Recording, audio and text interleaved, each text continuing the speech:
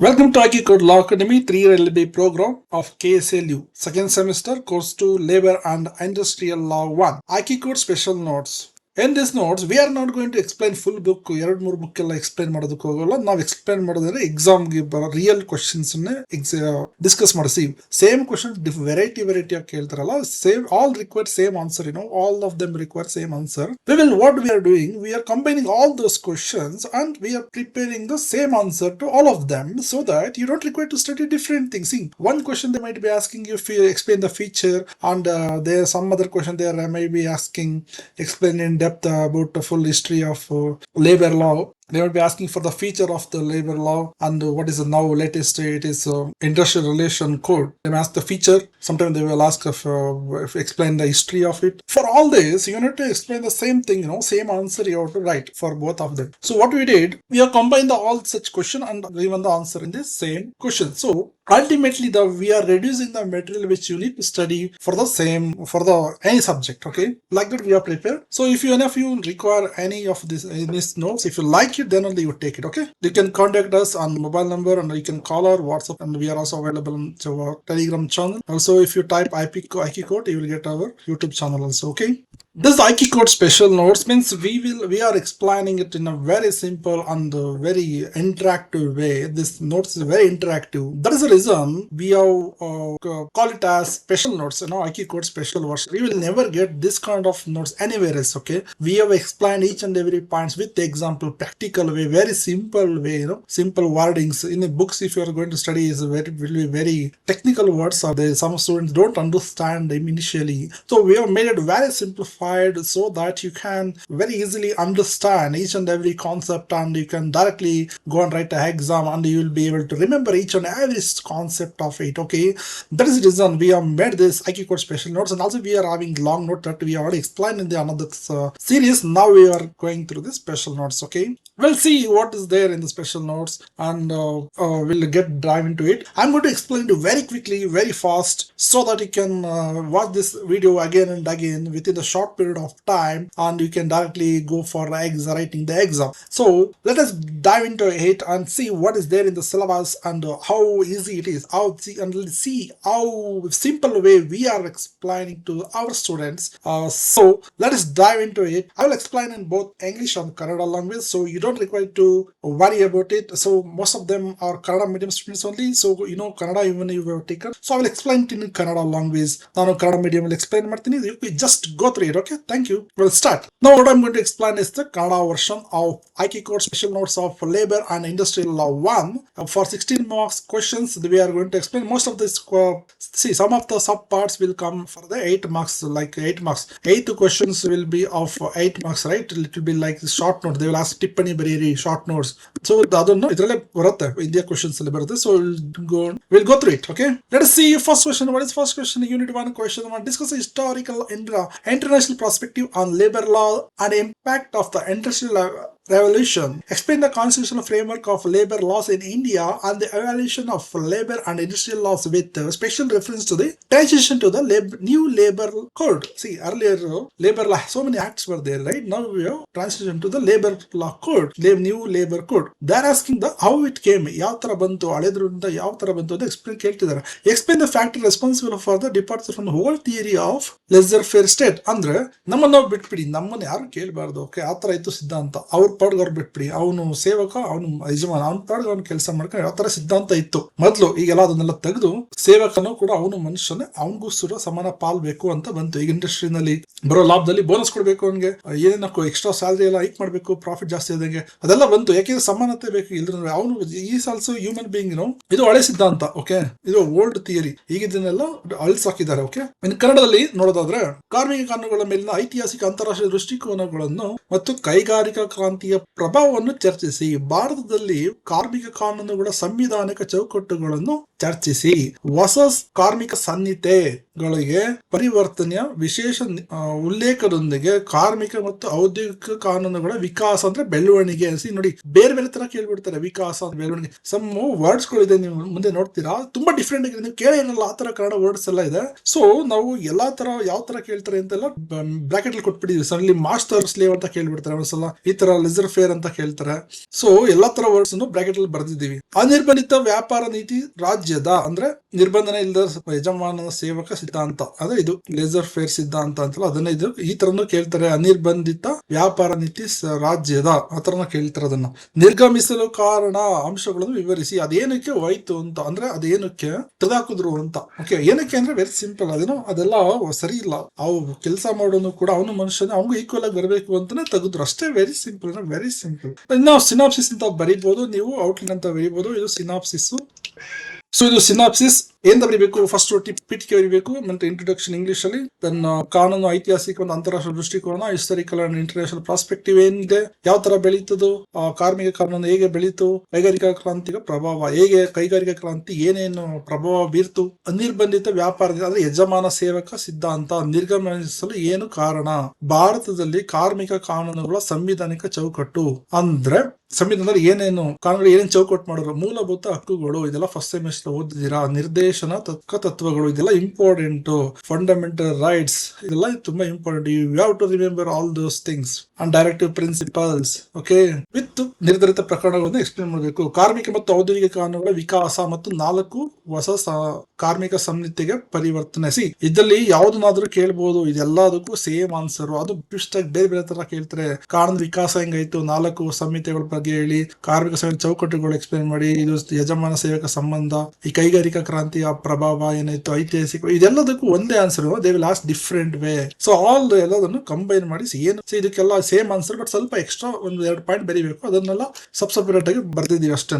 So ಇದೆಲ್ಲ combine ಆಗಿ ನೀವು ಬರೀಲೇಬೇಕು ಎಕ್ಸಾಮ್ ಅಲ್ಲಿ. Let's see the answer. ಈಗ ಪೀಠಿಕೆ ಏನಿರುತ್ತೆ ಅಂದ್ರೆ, ಕಾರ್ಮಿಕ ಕಾನೂನು ಇದೆಯಲ್ಲ, ಈ ಕಾರ್ಮಿಕ ಕಾನೂನಲ್ಲಿ ಏನೇನಿರುತ್ತೆ, ವೆರಿ ಸಿಂಪಲ್, ಏನು ಎಕ್ಸ್ಟ್ರಾ ಏನಿಲ್ಲ, ಇದ್ರಲ್ಲೆಲ್ಲ ಬರೋದು ಮಾಲೀಕ ಬರ್ತನೆ, ಕಾರ್ಮಿಕ ಬರ್ತನೆ, ಒಬ್ಬ ಯಜಮಾನ, ಒಬ್ಬ ಕೆಲಸ ಮಾಡೋನು, ಅವ್ರನ್ನ ಸಂಘ ಬರುತ್ತೆ. ಇದನ್ನೇ ಹೇಳಿದಿರೋದು ಫುಲ್ ಸಬ್ಜೆಕ್ಟ್ ಅಲ್ಲಿ. ಈ 3 ಜನ, ಇವ್ರ 3 ಜನದ ಏನ್ ಡಿಸ್ಕಸ್ ಆಗುತ್ತೆ, ಹೆಂಗಾಗುತ್ತೆ, ಯಾವ ತರ ಆಗುತ್ತೆ, ಇದನ್ನ ಫುಲ್ ಎಕ್ಸ್ಪ್ಲೇನ್ ಮಾಡಿರೋದು. ಸೊ ಈ ನಡುವಿನ ಸಂಬಂಧನೇ ಈ ಕಾರ್ಮಿಕ ಕಾನೂನು ಬುಕ್ ಅಲ್ಲಿ ಫುಲ್ ಎಕ್ಸ್ಪ್ಲೇನ್ ಮಾಡಿದ್ದಾರೆ. ಇದಕ್ಕೆ ಅಂತಾನೆ ತುಂಬಾ ಲಾಸ್ ಎಲ್ಲ ಮಾಡಿದ್ದಾರೆ, ಅಂದ್ರೆ ತುಂಬಾ ಆಕ್ಟ್ಸ್ ಎಲ್ಲ ಇತ್ತು, ಎಲ್ಲಾನು ಮರ್ಜ್ ಮಾಡಿ ಈಗ ಟೋಟಲ್ 4 ಕೋರ್ಟ್ಸ್ ಮಾಡಿದ್ದಾರೆ. ನೋಡಿ 4 ಕೋರ್ಟ್ಸ್ ಮಾಡಿದ್ದಾರೆ, ಅದನ್ನ ಎಕ್ಸ್ಪ್ಲೇನ್ ಮಾಡೋದು ನೆಕ್ಸ್ಟ್. ಸೊ ತುಂಬಾ ಶಾಸನಗಳ ಗುಂಪ ಹೋಗಿತ್ತು. ಪ್ರಾಚೀನ ಕಾಲದಲ್ಲಿ ದುರ್ಬಲರಾಗಿದ್ರು. ಮೊದಲು ಪ್ರಾಚೀನ ಕಾಲದಲ್ಲಿ ಏನಾಗಿದ್ರು, ಕಾರ್ಮಿಕರು ದುರ್ಬಲರು, ಅವ್ರನ್ನೆಲ್ಲ ಒಳ್ಳೆ ಸ್ಲೇವ್ ತರ ನೋಡ್ಕೊಳ್ತಾ ಇದ್ರು. ಅವರಿಗೆ ಸಾಮಾಜಿಕ ನ್ಯಾಯವನ್ನು ಒದಗಿಸಲು ಕಾರ್ಮಿಕ ಕಾನೂನುಗಳು ಬಂದು. ಕಾರ್ಮಿಕ ಕಾನೂನುಗಳು ಮೊದಲ ಕಾರ್ಮಿಕ ಕಾನೂನು ಅಂತ ಸ್ಟಾರ್ಟಿಂಗ್ ತಗೊಬಂದ್ರು. ಬ್ರಿಟಿಷ್ ಆಳ್ವಿಕೆಯಲ್ಲಿ ಹೊಸ ಕಾರ್ಮಿಕ ಸಂಹಿತೆ, ಅಲ್ಲಿ ಬ್ರಿಟಿಷ್ ಕಾಲದಿಂದಲೇ ಏನೇನು ಆಕ್ಟ್ ಇತ್ತು, ಅಲ್ಲಿಂದ ಹೊಸ ಕಾರ್ಮಿಕ ಸಂಹಿತೆ ಈಗ ಬಂದಿದ್ದಿಲ್ಲ, ಅಲ್ಲಿವರೆಗೆ ಕಾರ್ಮಿಕರ ಬೆಳವಣಿಗೆಯು ಯಜಮಾನನ ಸೇವಕ ಅಂತ ಮೊದಲು ಯಜಮಾನ ಸೇವಕ ಅಂತ ಸಿದ್ಧಾಂತ ಅಂದಿತ್ತು. ಇವ್ ಸೇವಕ, ನಾನು ಬಾಸು ಹತ್ರ ಇತ್ತು. ಅಲ್ಲಿಂದೆಲ್ಲ ತೆಗೆದುಹಾಕಿ ಈಗ ಸಮಾನ ಪಾಲುದಾರಿಕೆ ಅಂದ್ರೆ ಕಂಪ್ನಿ ಲಾಭ ಅಂತ ಕಾರ್ಮಿಕರಿಗೆ ಕೊಡ್ಬೇಕು. ಬೋನಸ್ ಅದು ಭಿಕ್ಷೆ ಅಲ್ಲ, ಅದು ನಿಮ್ಮ ಹಕ್ಕು ಅಂತ ತಂದಿದ್ದಾರೆ. ಈಗ ಆಕ್ಚುಲಿ ಅದು ಭಿಕ್ಷೆ ಅಲ್ಲ, ನಿಮ್ಮ ಹಕ್ಕದು, ನೀವು ಕೇಳಿ ಪಡ್ಕೊಳ್ಳೋ ಹಕ್ಕದು. ಸೊ ಅದು ಗವರ್ಮೆಂಟ್ ಈಗ ಡಿಕ್ಲೇರ್ ಮಾಡಿರೋದು ತರ, ನಿಮ್ಮ ಹಕ್ಕು, ನೀವು ಈಸ್ಕೋಬಹುದು ಅದನ್ನು. ಓಕೆನಾ?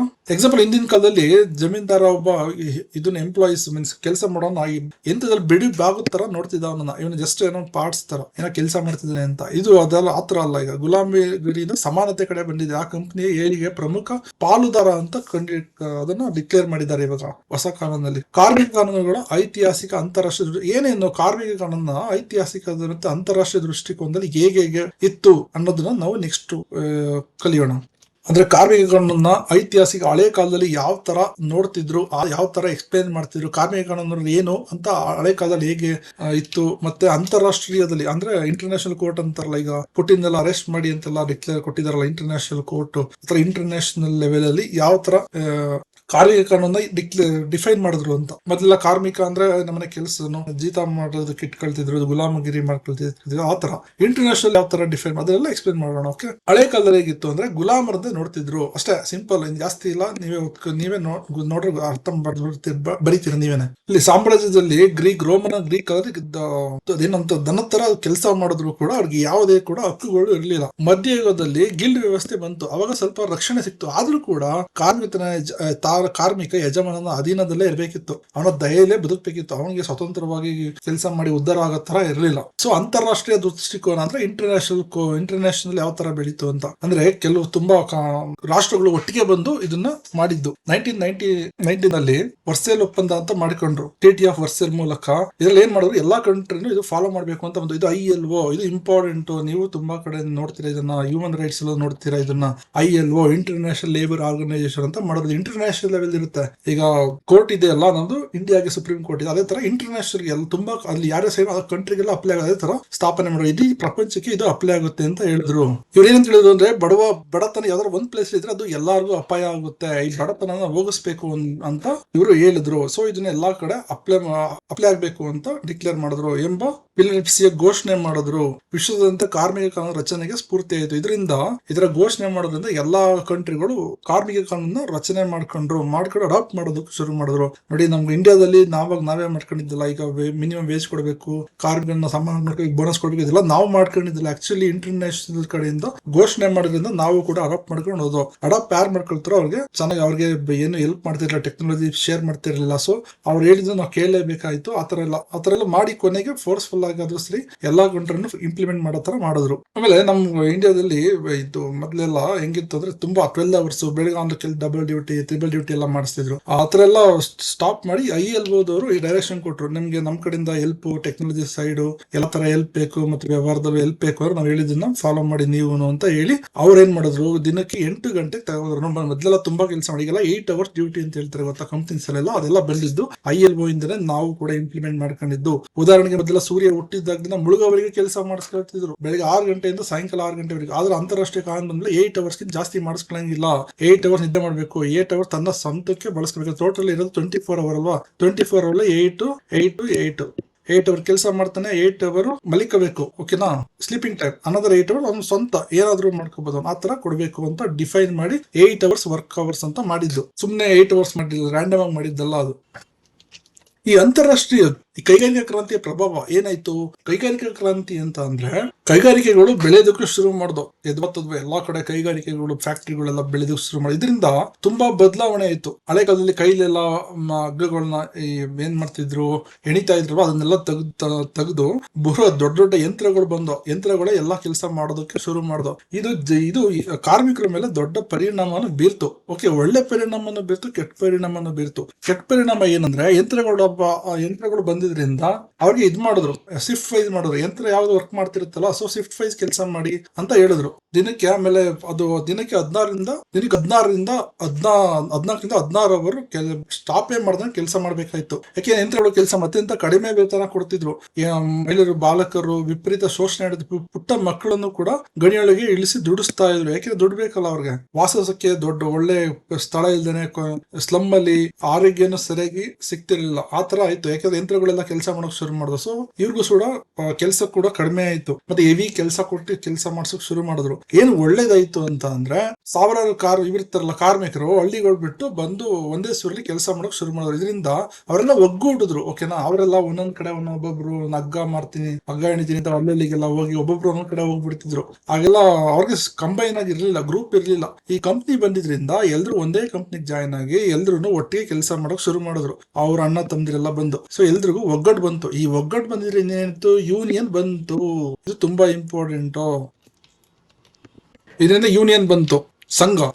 ಯೂನಿಯನ್ ಅಂದ್ರೆ ಸಂಘ, ಇಲ್ಲಿಗೆಲ್ಲ ಟ್ರೇಡ್ ಯೂನಿಯನ್ ಬಂತು. ಈ ಒಗ್ಗಟ್ಟು ಮುಂದೆ ಕಾರ್ಮಿಕರ ಸಂಘ ಆಗಕ್ಕೆ ಶುರುವಾಯ್ತು. ನಾವೇನೋ ಮಾಡ್ತೀವಿ, ಗಲಾಟೆ ಮಾಡ್ತಿರಲ್ಲ, ಆ ಯೂನಿಯನ್ ಬಂತು. ಮಾಲೀಕರ ವಿರುದ್ಧ ಒಟ್ಟಾಗಿ ಹೋರಾಟಕ್ಕೆ ಶುರು ಮಾಡೋದು. ನಮ್ಮ ಹಕ್ಕು ನಮ್ಮ ಕೊಡಿ, ನಾವು ಒಟ್ಟಾಗಿ ಬಂದಿದ್ವಿ, ಸಾಮೂಹಿಕ ಚೌಕಾಶಿ, ನಮ್ಗೆ ಈ ತರ ಬೇಕು, ನಮ್ಗೆ ಸಂಬಳ ಜಾಸ್ತಿ ಮಾಡ್ಬೇಕು, ನಮ್ಗೆ ರಜಾ ಕೊಡ್ಬೇಕು, ನೀವು ಮ್ಯಾನೇಜರ್ ಹತ್ರ ರಜಾ ಕೊಡ್ಬೇಕು ಅಂತೆಲ್ಲ ಒಗ್ಗಟ್ಕೊಂಡು ಏನೇನೋ ಮಾಡೋದು ಶುರು ಮಾಡಿದ್ರು. ಸೊ ಇದು ಈಗ ಏನಾದ್ರು ಕೇಳಿದ್ರೆ 8 ಮಾರ್ಕ್ಸ್ಗೆ ಏನಾದ್ರು ಕೇಳಿದ್ರೆ ಕೈಗಾರಿಕಾ ಕ್ರಾಂತಿ ಏನೇನು ಆಯ್ತು ಅಂದ್ರೆ, ಕೆಟ್ಟದ್ದು ಆಯ್ತು, ಒಳ್ಳೇದು ಆಯ್ತು, ಇವೆರಡನ್ನು ಬರೆದ್ಬಿಟ್ಟು ಮಾಮೂಲಿ ಪೀಠಿಕೆ ಎಲ್ಲ ಬರೀಲೇಬೇಕು. ಕಾಮನ್, ಇದನ್ನು ಕಾಮನ್ ಆಗಿ ಬರೀಲೇಬೇಕು, ಏನೇನು ದೃಷ್ಟಿಕೋನ ಏನಾಯ್ತು ಅಂತ. ಸೊ ಇದೆಲ್ಲ ಕಾಮನ್. ಸೊ ಇದೇ ತರ ಇದು ಹೆಡ್ಲೈನ್ ನೋಡ್ಕೊಂಡು ಹೋಗಿ, ಫಸ್ಟ್ ಪೇಟಿಗೆ ಇರಬೇಕು, ಆಮೇಲೆ ಇದನ್ನ ಬರೀಬೇಕು. ಅದಾದ್ಮೇಲೆ ಕೈಗಾರಿಕಾ ಪ್ರಭಾವ ಒಳ್ಳೇದು ಕೆಟ್ಟದ್ದು ಏನಾಯ್ತು, ಅನಿರ್ಬಂಧಿತ ವ್ಯಾಪಾರ ನೀತಿ. ಇದನ್ನ ಬರಿದೇ ಇದ್ರು ಆಗೋದು, ಟೈಮ್ ಇಲ್ಲ ಅಂದ್ರೆ ಬಟ್ ಮರೆದ್ರೆ ಒಳ್ಳೆ ಮಾರ್ಕ್ಸ್ ಸಿಗುತ್ತೆ. ಕೇಳಿದ್ರೆ ಅಂತ ಬರೀಲೇಬೇಕು. ಅನಿರ್ಬಂಧಿತ ವ್ಯಾಪಾರ ನೀತಿ ಅಂದ್ರೆ ನಮ್ಮನ್ನ ಬಿಟ್ಬಿಡಿ. ಓಕೆನಾ, ನಾವು ಏನಾದ್ರು ಮಾಡ್ಕೊಳ್ತೀವಿ, ನಮ್ಮ ಎಂಪ್ಲಾಯಿ ನಾವ್ ಹೆಂಗಾದ್ರೂ ಮಾಡ್ಕೊಳ್ತೀವಿ, ಬಿಟ್ಬಿಡಿ ಅಂತ ಇತ್ತು. ಅದನ್ನ ಲೆಸ್ಸಿ ಫೇರ್ ಅಂತ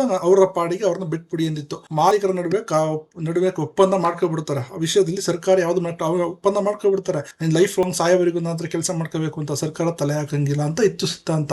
ಇದೆಲ್ಲ ಹಳೆ ಸಿದ್ಧಾಂತನೆಲ್ಲ ತೆಗೆದು ಎಸ್ತು ಈಗ ಹೊಸದಾಗಿ ಎಲ್ಲ ತಂದ್ರು. ಅದ್ರ ಏನಂತೂ ಮಾಲೀಕ ಸರ್ವಾಧಿಕಾರಿ ಅಲ್ಲ, ಸರ್ವಾಧಿಕಾರಿ ಆಗಿದ್ದ ಮೊದಲು ಈ ಕ್ರೂರ ವ್ಯವಸ್ಥೆನೂ ಅಂತ್ಯಗೊಳಿಸಿದ್ರು. ಅಂದ್ರೆ ಅಂತ್ಯಗೊಳಿಸಲು ಈ ಕೆಳಗಿನ ಅಂಶ ಕಾರಣ ಆಯ್ತು. ಏನಕ್ಕೆ ಅದು ನಿರ್ಗಮನ ಆಯ್ತು ಅಂದ್ರೆ, ಸಂಘಗಳು ಧ್ವನಿ ಎತ್ತಿದ್ರು. ನಮ್ಗೆ ಈ ತರ ನೀವು ತೊಂದರೆ ಕೊಡ್ತಾ ಇದ್ದೀರಿ, ನೀವು ತಪ್ಪು ಮಾಡ್ತಾ ಇದ್ದೀರಾ ಅಂತ ಸ್ಟ್ರೈಕ್ ಮಾಡಕ್ ಶುರು ಮಾಡಿದ್ರು.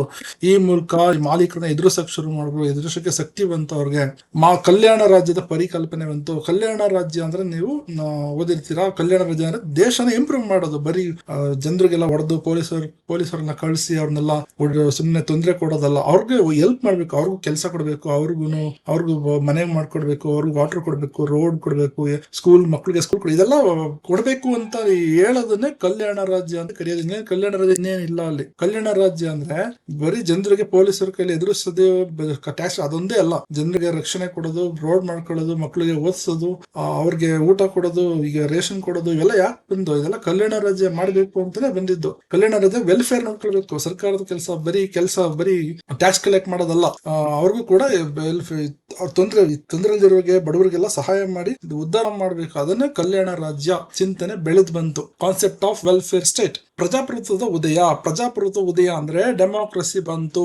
ಪ್ರಜಾಪ್ರಭುತ್ವದಲ್ಲಿ ಪ್ರಜೆಗಳೇ ಪ್ರಭುಗಳು, ಕಾರ್ಮಿಕರು ದೊಡ್ಡ ವೋಟ್ ಬ್ಯಾಂಕ್ ಆದರು. ಈಗ ಡೆಮೋಕ್ರಸಿ ಬಂತು ಅಂದ್ರೆ ವೋಟ್ ಹಾಕ್ಬೇಕಲ್ವಾ, ವೋಟ್ ಹಾಕ್ಬೇಕಾದ್ರೆ ಕಾರ್ಮಿಕರು ತಾನೇ ವೋಟ್ ಹಾಕೋದೇ, ಮಾಲೀಕರು ಬಂದು ವೋಟ್ ಹಾಕ್ತಾರ, ಮಾಲೀಕರು ಸ್ವಲ್ಪ ಜನ ಇರ್ತಾರೆ. ಸೊ ಏನ್ ಮಾಡೋದು, ರಾಜಕಾರಣಿಗಳು ಯಾರ ಹತ್ರ ಹೋಗ್ಬೇಕು, ಕಾರ್ಮಿಕರ ಹತ್ರ ಹೋಗ್ಬೇಕು. ಕಾರ್ಮಿಕರು ಹೇಳ್ದಂಗೆ ಕೇಳ್ಬೇಕಾಗುತ್ತೆ ರಾಜಕಾರಣಿಗಳು, ಯಾಕೆ ಓಟ್ ಬೇಕಾಗುತ್ತೆ. ಅದಕ್ಕೆ ಕಾರ್ಮಿಕರ ಕಡೆಗೆ ಅವ್ರು ಹೇಳ್ದಂಗೆಲ್ಲ ಕಾನೂನು ಮಾಡಕ್ ಶುರು ಮಾಡಿದ್ರು. ಎಲ್ಲಾ ಕಾನೂನು ನಡಿಬೇಕಾದ್ರೆ ಕಾರ್ಮಿಕರ ಕಡೆಗೆ ಇರೋ ತರನೇ ಮಾಡಿದ್ರು ಆ ಟೈಮ್. ಯಾಕೆಂದ್ರೆ ಓಟ್ ಬೇಕಲ್ಲ ಅವ್ರಿಗೆ, ಕಾನೂನುಗಳು ತಗೊಂಡ್ಬಂದ್ರು. ಸೊ ಇದರಿಂದ ಮತ್ತೆ ಅಂತಾರಾಷ್ಟ್ರೀಯದಲ್ಲೂ ಹೇಳಿದ್ರು, ILOದವರು ಹೇಳಿದ್ರು, ಎಲ್ಲಾ ಬೇರೆ ಬೇರೆ ಕಂಟ್ರಿಗಳ ಸಂಘ ಇರುತ್ತಲ್ಲ ಅವರು ಹೇಳಿದ್ರು, ಸಂಸ್ಥೆಗಳು ಹೇಳಿದ್ರು, ಈ ತರ ನೀವು ಈ ತರ ಯಜಮಾನ ಸೇವಕ ಅಂತ ಇರಬಾರ್ದು, ಇಬ್ರಿಗೂ ಈಕ್ವಲ್ ಆಗಿ ನೋಡ್ಕೊಳ್ಬೇಕು, ಅವ್ರಿಗೂ ಕೂಡ ಪಾಲ್ ಕೊಡ್ಬೇಕು, ಸೇವಕನಿಗೂ ಕೂಡ ಯಜಮಾನ ಕಂಪ್ನಿ ದುಡ್ಡು ಬಂದ್ರೆ ಅವ್ರಿಗೂ ಪಾಲ್ ಕೊಡ್ಬೇಕು ಅಂತ ಹೇಳಿದ್ರು. ಇದರಿಂದ ಈ ಎಲ್ಲಾ ಅಂಶಗಳಿಂದ ಈ ಸಿದ್ಧಾಂತ ಏನಾಯ್ತು, ತೆಗೆದಾಕಿದ್ರು, ಅಂತ್ಯ ಆಯ್ತು. ಮತ್ತೆ ಇದೊಂದು ಸಾಮಾಜಿಕ ನ್ಯಾಯದ ಆಗ್ರಹ. ಏನಂದ್ರೆ ಸಾಮಾಜಿಕ ನ್ಯಾಯ, ಅವನು ಮನುಷ್ಯನ ಇವನು ಮನುಷ್ಯನ, ಅವ್ನು ಕೆಲಸ ಮಾಡಿದ್ದಾರೆ, ಇವ್ರು ಕೆಲಸ ಮಾಡಿದಕ್ಕೆ ತಾನೇ ಮಾಲೀಕನಿಗೆ ದುಡ್ಡು ಬಂದಿದ್ದು. ಸೊ ಆ ದುಡ್ಡಲ್ಲಿ ಕೆಲಸಗಾರರಿಗೂ ಸ್ವಲ್ಪ ದುಡ್ಡು ಕೊಡ್ಬೇಕು, ಎಲ್ಲ ಮಾಲೀಕ ತನ್ನ ಜೋಬ್ ಒಳಗಡೆ ಹಾಕೋಬಾರ್ದು, ಅದರಲ್ಲಿ ಬೆವರು ಸುರಿಸಿದ ಕಾರ್ಮಿಕನಿಗೂ ನ್ಯಾಯಯುತ ಪಾಲು ಸಿಗ್ಬೇಕು ಅಂತ ಇದೆಲ್ಲ ಹೇಳಕ್ ಶುರು ಮಾಡಿದ್ರು. ಎಲ್ಲ ಚಿಂತನೆ ಮಾಡಿದ್ರು. ಸೋಷಿಯಲಿಸ್ಟ್ ಚಿಂತಕರು, ಎಕ್ಸ್ಪರ್ಟ್ಗಳು ಇರ್ತಾರಲ್ಲ, ಸೋಷಿಯಲಿಸ್ಟು ಅವರೆಲ್ಲ ಹೇಳಿದ್ರು, ಹಬ್ಬದ ಸಮಯದಲ್ಲಿ ಕೆಲಸಗಾರರ ಶ್ರಮದಿಂದ ಬಂದ ಲಾಭದಲ್ಲಿ ಅವರಿಗೆ ಕಡ್ಡಾಯವಾಗಿ ಬೋನಸ್ ಕೊಡಬೇಕು. ಮೊದಲು ಭಿಕ್ಷೆ ಅಲ್ಲ, ಇದು ಬೋನಸ್ ಅನ್ನೋದು ಕಡ್ಡಾಯವಾಗಿ ಕೊಡಬೇಕು ಅಂತ ರೂಲ್ಸ್ ಮಾಡೋದು. ಇದೆಲ್ಲ ಬಂದಿದ್ದೆ ಈ ಕಾರಣಕ್ಕೋಸ್ಕರ.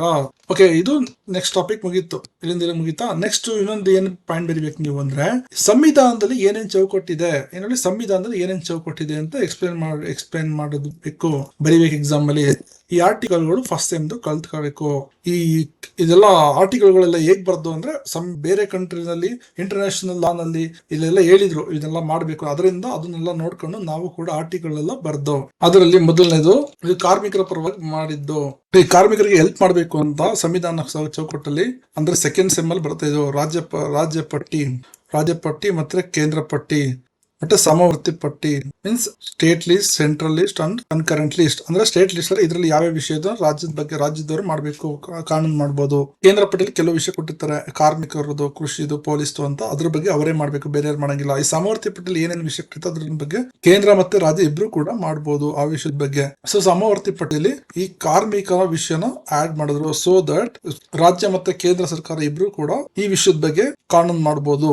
ಸೊ ಕೇಂದ್ರದವರು ರಾಜ್ಯದ ಇಬ್ರು ಏನೋ ಕಾನೂನು ಮಾಡ್ತಾರೆ. ಈಗ 8 ಅವರ್ಸ್ ಕೆಲಸ ಮಾಡ್ಬೇಕು ಅಂತ ಇಬ್ರು ಕೇಂದ್ರದವರು ಹೇಳ್ತಾರೆ, ರಾಜ್ಯದವರು 5 ಅವರ್ಸ್ ಅಂತ ಹೇಳ್ತಾರೆ. ಯಾವ್ದು ಮೇಲ್ಗೈ ಆಗುತ್ತೆ, ಕೇಂದ್ರ ಹೇಳಿದ್ದೆ ಫೈನಲ್ ಆಗುತ್ತೆ. ಸಮವರ್ತಿ ಪಟ್ಟಿಲಿ ಕೇಂದ್ರ ಹೇಳಿದ್ದು ಫೈನಲ್ ಆಗುತ್ತೆ. ಸೆಕೆಂಡ್ ಇದರಲ್ಲಿ ಕಾನ್ಸ್ಟಿಟ್ಯೂಷನ್ 2 ನಲ್ಲಿ ಓದ್ತಿರೋ. ನೆಕ್ಸ್ಟ್ ಈ ಆರ್ಟಿಕಲ್ ಎಲ್ಲ ತಂದಿದ್ದೆ ILO ಇಂದ. ILO ಯಾವ ತರ ಅವ್ರು ಹೇಳಿದ್ರು ನಾವು ಅಡಾಪ್ಟ್ ಮಾಡ್ಕೊಂಡು ಹೋಗಿದ್ದು. ಏನೇನು ಹೇಳುತ್ತೆ ಆರ್ಟಿಕಲ್, ಈ ಮೂಲಭೂತ ಹಕ್ಕುಗಳೆಲ್ಲ ಇವೆಲ್ಲ ತಂದಿದ್ದು ಕಾರ್ಮಿಕರಿಗೆ ಹೆಲ್ಪ್ ಆಗ್ಲಿ ಅಂತ ತಗೊಂಡು.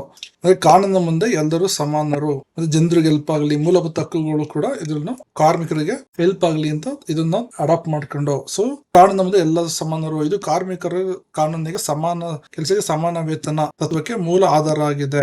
ಇದರಿಂದನೇ ನಾವು ಈ ತತ್ವನ ತಂದು ಎಲ್ರಿಗೂ ಸಮಾನ ಕೆಲಸ ಮಾಡಿದ್ರೆ ಈಗ ಇಬ್ರು ಡ್ರೈವರ್ ಕೆಲಸ ಇಬ್ರಿಗೂ ಸಮಾನ ವೇತನನೇ ಕೊಡಬೇಕು. ಸೊ ಆರ್ಟಿಕಲ್ 16 ಹೇಳುತ್ತೆ ಎಲ್ರಿಗೂ ಉದ್ಯೋಗ ಸಮಾನ ಅವಕಾಶ ಕೊಡಬೇಕು. ಓಕೆ, ಅವ್ರು ನಮ್ಮ ಫ್ರೆಂಡ್ ಅಂತ ಅವ್ರಿಗೆ ಜಾಬ್ ಕೊಡೋದು, ಇವ್ರು ಆತರ ಎಲ್ಲ ಇಲ್ಲ, ಎಲ್ಲರಿಗೂ ಸಮಾನ ಅವಕಾಶ ಕೊಡಬೇಕು. ಆರ್ಟಿಕಲ್ 19 ಕ್ಲಾಸ್ 1 ಕ್ಲಾಸ್ ಸಿ ಅಂದ್ರೆ ಕ್ಲಬ್ ಅಂದ್ರೆ ಸಂಘ ಅಂತ. ಸಿ ಅಂದ್ರೆ ಕ್ಲಬ್ ಅಲ್ಲ, ನಾನು ನಿಮ್ಗೆ ನೆನ್ಪಿಟ್ಕೊಳ್ಳೋದಕ್ಕೆ ಅಂತ ಹೇಳಿದ್ದು ಕಾರ್ಮಿಕರ ಸಂಘಗಳನ್ನು ರಚಿಸುವ ಮೂಲಭೂತ ಹಕ್ಕು ಪ್ರತಿಯೊಬ್ಬರ ಕಾರ್ಮಿಕನಿಗೆ. ಅವ್ನ ಸಂಘ ಮಾಡೋದು ಅವರ ಹಕ್ಕಾಗಿರುತ್ತೆ. ಆರ್ಟಿಕಲ್ 21 ಹೇಳುತ್ತೆ ಕೇವಲ ಉಸಿರಾಡೋದು ಪ್ರಾಣಿಗಳ ತರ ಉಸಿರಾಡೋದಲ್ಲ, ಬದಲಿಗೆ ಮನುಷ್ಯನಂತೆ ಘನತೆಯಿಂದ ಬದುಕುವ ಹಕ್ಕು ಕೂಡ ಇದೆ. ಉಸಿರಾಡೋದು ಅಂದ್ರೆ ಓಕೆ, ನೀನು ಉಸಿರಾಡಕ್ ಬಿಟ್ಟಿದೀವಿ ಅಂದ್ಬಿಟ್ಟು ಅವ್ನ ಕರ್ಕೊಂಡ್ಬಂದೆ ಬೆಳಿಗ್ಗೆಯಿಂದ ರಾತ್ರಿವರೆಗೂ ಕೆಲಸ ಮಾಡ್ಸೋದು ಗಣಿನಲ್ಲಿ, ಅದು ಉಸಿರಾಡೋದು ಅದೇನಾ? ಅದಲ್ಲ. ಉಸಿರಾಡೋದು ಅಂದ್ರೆ ಘನತೆಯಿಂದ ಅವನಿಗೂ ಬದುಕೋಕು, ಅವನಿಗೂ ಜೀವನ ಮಾಡೋಕು, ಆರಾಮಾಗಿ ಓಡಾಡೋಕು, ಅವನಿಗೂ ಎಜುಕೇಶನ್ ಪಡೆಯೋಕು, ಇದೆಲ್ಲ ಸೇರಿಸಿ ಆರ್ಟಿಕಲ್ 21 ನಲ್ಲಿ ಡಿಫೈನ್ ಮಾಡಿದ್ರು.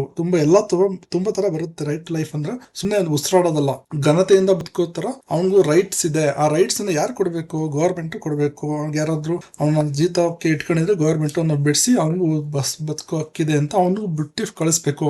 ಇದು ಉತ್ತಮ ಕೆಲಸದ ವಾತಾವರಣ ಜೀವನೋಪಾಯದ ಹಕ್ಕುಗಳನ್ನು ಒಳಗೊಂಡಿದೆ. ಆರ್ಟಿಕಲ್ 23 ಹೇಳುತ್ತೆ ಮನುಷ್ಯನ ಕಳ್ಳ ಸಾಗಾಣಿಕೆ ಮಾಡೋದು, ಗಣಿಗೆ ಹಾಕೊಳ್ಳೋದು, ಬಲವಂತಾಗಿ ದುಡಿಸೋದೆಲ್ಲ ಜೀತ ಪದ್ಧತಿ ಇದೆಯಲ್ಲ ಅದನ್ನೆಲ್ಲ ರದ್ದು ಮಾಡುತ್ತಿದ್ರಲ್ಲಿ ಆರ್ಟಿಕಲ್ 23 ನಲ್ಲಿ. ಆರ್ಟಿಕಲ್ 24 ಹೇಳ್ತು 14 ವರ್ಷಗಳ ಪುಟ್ಟ ಮಕ್ಕಳನ್ನ ಗಣಿಲಿ ಕೈಗಾರಿಕೆಯಲ್ಲಿ ಫುಲ್ ಸ್ಟಾಪ್ ಮಾಡುತ್ತೆ. ಅಪಾಯಕಾರಿ ಮಾತ್ರ. ಬೇರೆ ಕಡೆ ಇತ್ತು, ಬೇರೆ ಕಡೆ ಎಲ್ಲ ಕೆಲಸ ಮಾಡಬಹುದು ಅಂತ ಇತ್ತು, ಇದ್ರಲ್ಲಿ ಮಾತ್ರ ಸ್ಟಾಪ್ ಮಾಡಿ ಅದು ಹೋಯ್ತಾ ಅದನ್ನು ಕೂಡ ಸ್ಟಾಪ್ ಮಾಡಿದ್ರು. ಕಾನೂನು ತಗೊಬಂದು ಎಲ್ಲೂ ಕೆಲಸ ಮಾಡಬಾರ್ದು ಅಂತ. 6 ವರ್ಷದಿಂದ 14 ವರ್ಷದ ಎಲ್ಲಾ ಮಕ್ಕಳಿಗೂ ಎಜುಕೇಶನ್ ರೈಟ್ಸ್ ಇದೆ, ಅವರೆಲ್ಲ ಓದ್ಬೇಕು, ಕೆಲಸ ಮಾಡೋದಲ್ಲ ಅಂದ್ಬಿಟ್ಟು ಅದನ್ನು ತೆಗೆದ್ರು. ಇದೆಲ್ಲ ಸ್ಟಾರ್ಟಿಂಗ್ ಹಿಂಗ್ ಬಂತು. ಮತ್ತೆ ರಾಜ್ಯ ನಿರ್ದೇಶನ ತತ್ವಗಳು ಅಂದ್ರೆ directive principle of state policy, DPSP ಭಾಗ 4. ಆರ್ಟಿಕಲ್ 39A ಇನ್ನು ಇಂಗ್ಲಿಷ್ ಮೀಡಿಯಂ ಸ್ಟೂಡೆಂಟ್ಸ್ ಬರೋದಾದ್ರೆ ಸೇಮ್ ಅದೇ ತರ, ಇನ್ನೇನು ಡಿಫ್ರೆಂಟ್ ಏನಿಲ್ಲ.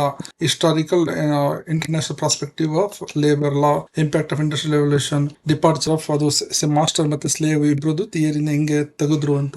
Constitution frame work, labour loss ಹೆಂಗ್ ಬಂತು, ಕಾನ್ಸ್ಟಿಟ್ಯೂಷನ್ ಅಲ್ಲಿ ಆರ್ಟಿಕಲ್ ಗಳೆಲ್ಲ, ಫಂಡಮೆಂಟಲ್ ರೈಟ್ಸ್, ಡೈರೆಕ್ಟಿವ್ ಪ್ರಿನ್ಸಿಪಲ್ಸ್ ಎಲ್ಲ ಬಂತು. ಮತ್ತೆ ಲೇಬರ್ ಲಾಸ್ ಹೆಂಗ್ ಏನೇನ್ ಬಂತು ಅದೆಲ್ಲ ಕೇಸ್ ಬರೀಬೇಕು, ಇದೆಲ್ಲ ಬರೀಬೇಕು.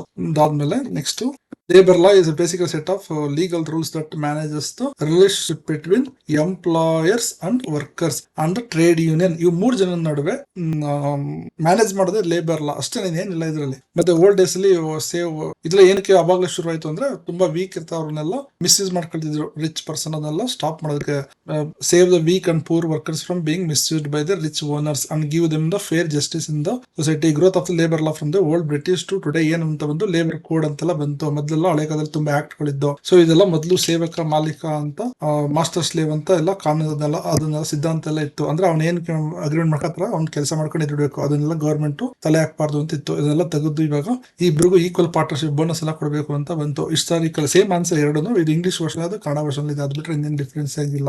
Historical international prospective of international level ಏನಿದೆ 2 ways ಅಲ್ಲಿ ಮಾಡಿದ್ರು. ಒಂದು ಹಿಸ್ಟಾರಿಕಲ್ ಪ್ರಾಸ್ಪೆಕ್ಟಿವ್ ಅಲ್ಲಿ ಒಂದು ಸ್ಲೇವ್ ಮೊದಲು ಗುಲಾಮರು ತರ ನೋಡ್ತಾ ಇದ್ರು, ಆಮೇಲೆ ಗ್ಲಿಡ್ ಸಿಸ್ಟಮ್ ಮೇಲೆ ಅವ್ರಿಗೆ ಸ್ವಲ್ಪ ಪ್ರೊಟೆಕ್ಷನ್ ಕೊಟ್ರು, ಆದ್ರೂ ಕೂಡ ಅವನು ಸ್ಲೇವ್ ಆಗಿ ಕೆಲಸ ಮಾಡ್ತಿದ್ದ. ಮತ್ತೆ ILO ಮೀನ್ಸ್ ಇಂಟರ್ನ್ಯಾಷನಲ್ ಲಾ ಬಂತು, ಅದ್ರಲ್ಲಿ ಅವರು ಹೇಳಿದ್ರು 8 ಅವರ್ ಕೆಲಸ ಮಾಡಿಸ್ಬೇಕು. ಇದು ಬಿಸ್ಟರಿ ತುಂಬಾ ರೂಲ್ಸ್ ಗಳೆಲ್ಲ ಮಾಡಿದ್ರು, ತುಂಬಾ ಕೆಲಸ ಮಾಡಿಸ್ಕೋಬಾರ್ದು, 8 ಅವರ್ ಕೆಲಸ ಮಾಡಬೇಕು, ಅವ್ರಿಗೂ ಪಾಲ್ ಕೊಡಬೇಕು ಪ್ರಾಫಿಟ್ ಅಲ್ಲಿ ಅಂತೆಲ್ಲ ಬಂತು. ಅದನ್ನೆಲ್ಲ ಎಲ್ಲಾ ಕಂಟ್ರಿಗಳು ಅಡಾಪ್ಟ್ ಮಾಡ್ಕೊಳ್ಳಿ ಅಂತ ಹೇಳಿದ್ರು. ಇದರಿಂದ ಎಲ್ಲ ಚೇಂಜಸ್ ಎಲ್ಲ ಆಯ್ತು. ಡೇಂಜರ್ ಪ್ರಾಸ್ಪೆಕ್ಟಿವ್ ಇದು ತುಂಬಾ ಒಂದ್ ಕಡೆ ಪಾವರ್ಟಿ ಎನಿವೇರ್, ಕಾನ್ಸ್ಟಿಟ್ಯೂಷನ್ ಡೇಂಜರಸ್ ಪ್ರಾಸ್ಪೆಕ್ಟಿವಿಟಿ ಅಂದ್ರೆ ಒಂದ್ ಕಡೆ ಬಡತನ ಎಲ್ಲಾ ಕಡೆಗೂ ಸ್ಪ್ರೆಡ್ ಆಗುತ್ತೆ ಅಂತ. ಇಸ್ ಎ ಗ್ರೇವ್ ಇನ್ಸ್ಪಿರೇಷನ್, ಇದು ಇನ್ಸ್ಪಿರೇಷನ್ ಕೊಡ್ತು ಎಲ್ಲದಕ್ಕೂ, ಲೇಬರ್ ಲಾ ಎಲ್ಲಾ ಕಂಟ್ರಿ ಕಡೆ ಮಾಡೋದಕ್ಕೆ. ಇದರಿಂದ ಎಲ್ಲಾ ಕಡೆ 8 ಅವರ್ಸ್ ಮಾಡಿದ್ರು. ಇಂಪ್ಯಾಕ್ಟ್ ಆಫ್ ಇಂಡಸ್ಟ್ರಿಯಲ್ ರೆವಲ್ಯೂಷನ್, ಇದ್ರ ನೆಗೆಟಿವ್ ಆಯ್ತು, ಪಾಸಿಟಿವ್ ಆಯ್ತು, ಅದು ಎಕ್ಸ್ಪ್ಲೇನ್ ಮಾಡೋದಲ್ಲ. ಇದು very bad human working condition were created because big heavy machines were put into a small places. ಅಂದ್ರೆ ತುಂಬಾ ಚಿಕ್ಕ ಪ್ಲೇಸ್ ಅಲ್ಲೂ ದೊಡ್ಡ ದೊಡ್ಡ ಮಿಷಿನ್ ಗಳ ತಂದು ಇಟ್ಬಿಟ್ರು. ಇದರಿಂದ ಅವರೆಲ್ಲ ಇಕ್ಕಟ್ಟಲ್ಲಿ ಕೆಲಸ ಮಾಡ್ಬೇಕಾಯ್ತು. ಮತ್ತೆ 14 16 ಅವರ್ಸ್ ಎಲ್ಲ ಕೆಲಸ. ಅಂದ್ರೆ ಇಂಡಸ್ಟ್ರಿ ಅಂದ್ರೆ ಇದೇನಂದ್ರೆ ಇಂಡಸ್ಟ್ರಿ ಬಂತಲ್ಲ, ದೊಡ್ಡ ದೊಡ್ಡ ಕಂಪ್ನಿಗಳು ಬಂದಿದ್ರಿಂದ ಏನ್ ಪ್ರಾಬ್ಲಮ್ ಆಯ್ತು, ನೆಗೆಟಿವ್ ಪ್ರಾಬ್ಲಮ್ ಏನಾಯ್ತು, ಪಾಸಿಟಿವ್ ಪ್ರಾಬ್ಲಮ್ ಆಯ್ತು ಅಂತ. ನೆಗೆಟಿವ್ ಏನಾಯ್ತು ಅಂದ್ರೆ ದೊಡ್ಡ ದೊಡ್ಡ ಮಿಷಿನ್ ಗಳ ತಂದು ಇಟ್ಬಿಟ್ರು ಚಿಕ್ಕ ಪ್ಲೇಸ್ ಅಲ್ಲಿ, 16 ಅವರ್ ಕೆಲಸ ಮಾಡೋಕೆ ಶುರು ಮಾಡಿದ್ರು. ಮೊದಲೆಲ್ಲ ಸುಸ್ತಾಯ್ತು ಅಂತ ಹೊರಟೋಗ್ತಿದ್ರು, ಈಗ ಆತರ ಎಲ್ಲ ಮಿಷಿನ್ ವರ್ಕ್ ಆಗ್ತದೆ, ನೀವು ವರ್ಕ್ ಮಾಡ್ಲೇಬೇಕು, ಎಲ್ಲ ಶಿಫ್ಟ್ ಎಲ್ಲ ಕೆಲಸ ಮಾಡಿ ಮಾಡ್ತಾನೆ ಇರಿ ಕೆಲಸನ ಅಂತ ಹೇಳಿದ್ರು. ತುಂಬಾ ಲೋ ಸ್ಯಾಲರಿ ಕೊಡೋಕೆ ಶುರು ಮಾಡಿದ್ರು, ಮಿಷಿನ್ ಎಲ್ಲ ಕೆಲಸ ಮಾಡ್ತಿದೆ ಅಂತ. Dirty slum very poor health ಎಲ್ಲ ಶುರುವಾಯಿತು. ಒಳ್ಳೇದೇನಾಯ್ತು ಅಂದ್ರೆ ಇದ್ರಲ್ಲಿ ಬಿಗ್ ಫ್ಯಾಕ್ಟರಿ ಬಂದಿದ್ರಿಂದ ಎಲ್ಲರೂ ಒಂದೇ ಕಡೆ ಕೆಲಸ ಮಾಡಕ್ ಶುರು ಮಾಡಿದ್ರು. ಅದರಿಂದ ಯೂನಿಯನ್ಸ್ ಶುರುವಾಯಿತು. ಅದೆಲ್ಲ ಎಕ್ಸ್ಪ್ಲೇನ್ ಮಾಡೋದಲ್ಲ. ಕಲೆಕ್ಟಿವ್ ಬಾರ್ಗೇನ್ ಅಂದ್ರೆ ಎಲ್ಲರೂ ಒಟ್ಟಿಗೆ ಸೇರೋದ್ರಿಂದ ಎಲ್ಲ ಬಾರ್ಗೇನ್ ಮಾಡಕ್ ಶುರು ಮಾಡಿದ್ರು. ಮಾಲೀಕನ ಹತ್ರ ಬಾರ್ಗೇನ್ ಮಾಡಿ ನಮಗೂ ಈ ತರ ಸೌಲಭ್ಯ ಕೊಡಿ, ಅದು ಕೊಡಿ, ಇದು ಕೊಡಿ ಅಂತ ಕೇಳೋ ಸಿಕ್ತು. ಮತ್ತೆ ಇದು ಮಾಲೀಕ ಸೇವಕನ ಸಿದ್ಧಾಂತ ಏನಕ್ಕೆ ಸ್ಟಾಪ್ ಆಯ್ತು ಅಂತ ಹೇಳಿದ್ರೆ ಪ್ಲೇಸ್ ಅ ಫೇರ್, ಇದು ಅನಿರ್ಬಂಧಿತ ವ್ಯಾಪಾರ ನೀತಿ ಏನಕ್ಕೆ ಅಂತ್ಯ ಆಯ್ತು ಅಂತ ಹೇಳಿದ್ರೆ ಅದೆಲ್ಲ ಎಕ್ಸ್ಪ್ಲೇನ್ ಮಾಡಿದ್ದೀನಿ. ಯೂನಿಯನ್ ಬಂದಿದ್ರಿಂದ ವೆಲ್ಫೇರ್, ಕಲ್ಯಾಣ ರಾಜ್ಯ ಅಂದ್ರೆ ದೇಶಕ್ಕೆಲ್ಲ ಹೆಲ್ಪ್ ಮಾಡಬೇಕು, ಜನರಿಗೆಲ್ಲ ಒಳ್ಳೇದ್ ಮಾಡಬೇಕು, ಅವ್ರನ್ನ ಬರೀ ದುಡ್ಸೋ ತರ ಇಟ್ಕೋಬಾರ್ದು, ಅವ್ರಿಗೂ ಶಿಕ್ಷಣ ಕೊಡಬೇಕು, ಒಳ್ಳೆ ಮನೆ ಕೊಡಬೇಕು, ರೋಡ್ ಕೊಡಬೇಕು, ರೇಷನ್ ಕೊಡಬೇಕು, ಅವ್ರು ಊಟ ಮಾಡ್ತಾ ನೋಡ್ಕೋಬೇಕು. ಅದನ್ನೇ ಕಲ್ಯಾಣ ರಾಜ್ಯ, ವೆಲ್ಫೇರ್ ಸ್ಟೇಟ್ ಅಂತ ಕರೀತಾರೆ. It means government is not just police force to arrest the people, but it means actively protect the poor and weak people in the society. Government started making rules to give free hospital for poor factory workers. ಈ ತರ ಎಲ್ಲ ಯಾಕೆ ಮಾಡಿದ್ವು ಅಂದ್ರೆ ಓಟ್ಗೋಸ್ಕರ ಮಾಡಿದ್ರು. ಅದೇ rise of democracy ಮೇಲೆ ಓಟ್ ಹಾಕ್ಬೇಕು, ಓಟ್ ಹಾಕ್ತಾರೆ ಜನ ಇರಬೇಕು, ಕಾರ್ಮಿ ಎಲ್ಲ ಮಾಲೀಕರಾಗಿದ್ರೆ ಎಲ್ಲ ಕೆಲಸದವರೇ ಆಗಿದ್ರು. ಸೊ ಅವ್ರಿಗೆಲ್ಲ ಫೆಸಿಲಿಟಿ ಕೊಟ್ಟರೆ ಒಳ್ಳೆ ಓಟ್ ಹಾಕ್ತಾರೆ, ನಮ್ಗೆ ಗೆಲ್ಲಿಸ್ತಾರೆ ಅಂದ್ಬಿಟ್ಟು ಅವ್ರಿಗೆ ಹೆಲ್ಪ್ ಆಗತ್ತರ ಏನೇನೋ ಕಾನೂನು ತಗೊಂಡು, ಅದೇ ಡೆಮೋಕ್ರಸಿ, ಅದೇ ವೋಟ್ ಬ್ಯಾಂಕ್ ಗೋಸ್ಕರ. Because it is very necessary, the people pass the laws that help the workers to win the election. Role of ILO ಅಂದ್ರೆ ILO ಹತ್ರ ಮಾಡೋದ್ರಿಂದ ಅದು ಗ್ಲೋಬಲ್ ಬೇರೆ ಬೇರೆ ಕಂಟ್ರಿಯಿಂದ ಪ್ರೆಷರ್ ಬಂತು. ಓಕೆ, ನೀವು ನಮ್ಮ ಮಾತನ್ನ ಕೇಳಿ ಇಂಪ್ಲಿಮೆಂಟ್ ಮಾಡಬೇಕು, ಮಾಡದೆ ನಿಮ್ಗೆ ಟೆಕ್ನಾಲಜಿ ಕೊಡಲ್ಲ, ಒಳ್ಳೆ ಟೆಕ್ನಾಲಜಿ ಮತ್ತೆ ಡಿಫೆನ್ಸ್ ಸಿಸ್ಟಮ್ ಎಲ್ಲ ಕೊಡಲ್ಲ, ನಾವು ಮಾತು ಕೇಳಿ ಅಂತ ಎಲ್ಲ ಫೋರ್ಸ್ ಮಾಡೋದ್ರಿಂದ ಎಲ್ಲ ಕಂಟ್ರಿಗಳು ಗ್ರೂಪ್ ಇತ್ತು ಹೇಳಿದ್ರಿಂದ ಎಲ್ಲರೂ ಫಾಲೋ ಮಾಡಬೇಕಾಯ್ತು. India had to change it, factory rules ಎಲ್ಲ ಚೇಂಜ್ ಮಾಡಬಹುದು. ಇಂಡಿಯಾ ಚೇಂಜ್ ಮಾಡ್ತಿದ್ರು, ಅದರಿಂದ ಚೇಂಜ್ ಮಾಡಬೇಕಾಯ್ತು. Because ILO told all countries to do, global ಇಂದ ಪ್ರೆಷರ್ ಬಂತು. ಅದರಿಂದ ಇಂಡಿಯಾದಲ್ಲೂ ಕೂಡ ಇದನ್ನ ಇಂಪ್ಲಿಮೆಂಟ್ ಮಾಡಿದ್ರು ಅಷ್ಟೇ. ಡಿಮ್ಯಾಂಡ್ ಫಾರ್ ಸೋಷಿಯಲ್ ಜಸ್ಟಿಸ್, ಇಂದ ನ್ಯಾಯ ಕೊಡಿ, ನಮ್ಗೊಂದು ನಾವು ಕೆಲಸ ಮಾಡಿ ನಮಗೊಂದು ಸಮಾನ ವೇತನ ಕೊಡಿ, ಸಮಾನ ಹಕ್ಕು ಕೊಡಿ, ನಮಗೂ ಪಾಲ್ ಕೊಡಿ ಅಂತೆಲ್ಲ ಬಂತು. All profit should not go to the only 1%. Poor workers also ಕೆಲಸ ಮಾಡಿ ಅವ್ರಿಗೂ ಬೇಕು ಅಂತ ಹೇಳಿದ್ರು. This why new rule came that workers must give ಅಂದ್ರೆ ದೀಪಾವಳಿ ಬೋನಸ್ ಎಲ್ಲ ಕೊಡ್ಲೇಬೇಕು ಅಂತ ರೂಲ್ಸ್ ಬಂತು. ಅದೆಲ್ಲ ಏನು ಭಿಕ್ಷೆ ಕೊಡ್ತಿಲ್ಲ, ರೂಲ್ಸ್ ಬಂತು ಅಷ್ಟೇ. Constitutional frame work of labour law in India. Constitution ಎಂಬುದು ಈಗೆಲ್ಲ ಎಕ್ಸ್ಪ್ಲೇನ್ ಮಾಡೋದು, ಆರ್ಟಿಕಲ್ 14 30 ಎಲ್ಲ ಓದಿದ್ದು ಫಸ್ಟ್ ಟೈಮ್, ರಿಪೀಟ್ ಮಾಡೋ ಅವಶ್ಯಕತೆ ಇಲ್ಲ, ಅದೆಲ್ಲ ಆಲ್ ಎಕ್ಸ್ಪ್ಲೇನ್ ಮಾಡಿದ್ನಲ್ಲ. Make sure the workers get chance to sit and participate in management ಅಲ್ಲಿ ವರ್ಕ್ ಮಾಡಬೇಕು. ಅವ್ರಿಗೂ ಒಳ್ಳೆ ಹ್ಯೂಮನ್ ಕಂಡೀಷನ್ ನೋಡ್ಕೋಬೇಕು. ಪ್ರೆಗ್ನೆಂಟ್ ಆಗ್ಬಿಟ್ಟಿದ್ದಾರೆ ಅಂತ ಕೆಲಸದಿಂದ ಹಾಕ್ಬಿಡಬಾರ್ದು. ಅವರು ಮನುಷ್ಯನೇ, ಅವ್ರಿಗೂ ನ್ಯಾಚುರಲ್ ಪ್ರೋಸೆಸ್. ಪ್ರೆಗ್ನೆಂಟ್ ಆಗ್ತಾರೆ ಅದಕ್ಕಂತ ಅವ್ರ ಶಿಕ್ಷೆ ಕೊಡಬಾರ್ದು, ಅದು ಅಮಾನವೀಯ ಆಗ್ಬಿಡುತ್ತೆ. ಇದೆಲ್ಲ ಸೆಕ್ಷನ್ ಆರ್ಟಿಕಲ್ 43 ರಜಾ ಕೊಡ್ಬೇಕು ಅವ್ರಿಗೆ. ಸೊ ಇದೆಲ್ಲ ಬಂತು ಆರ್ಟಿಕಲ್ ಅಲ್ಲಿ ಬಂದು ಕಾರ್ಮಿಕರಿಗೆಲ್ಲ ಹೆಲ್ಪ್ ಆಗೋ ತರ ಈ ತರ ಆರ್ಟಿಕಲ್ ಎಲ್ಲ ತಂದ್ರು. ಕಾರ್ಮಿಕರು ಕೆಲಸ ಮಾಡೋರಿಗೆಲ್ಲ ಇದು 2 ಪಾರ್ಟ್ ಅಲ್ಲಿ ತಂದ್ರು. That is one is fundamental rights, another one is directive principle, DPSP.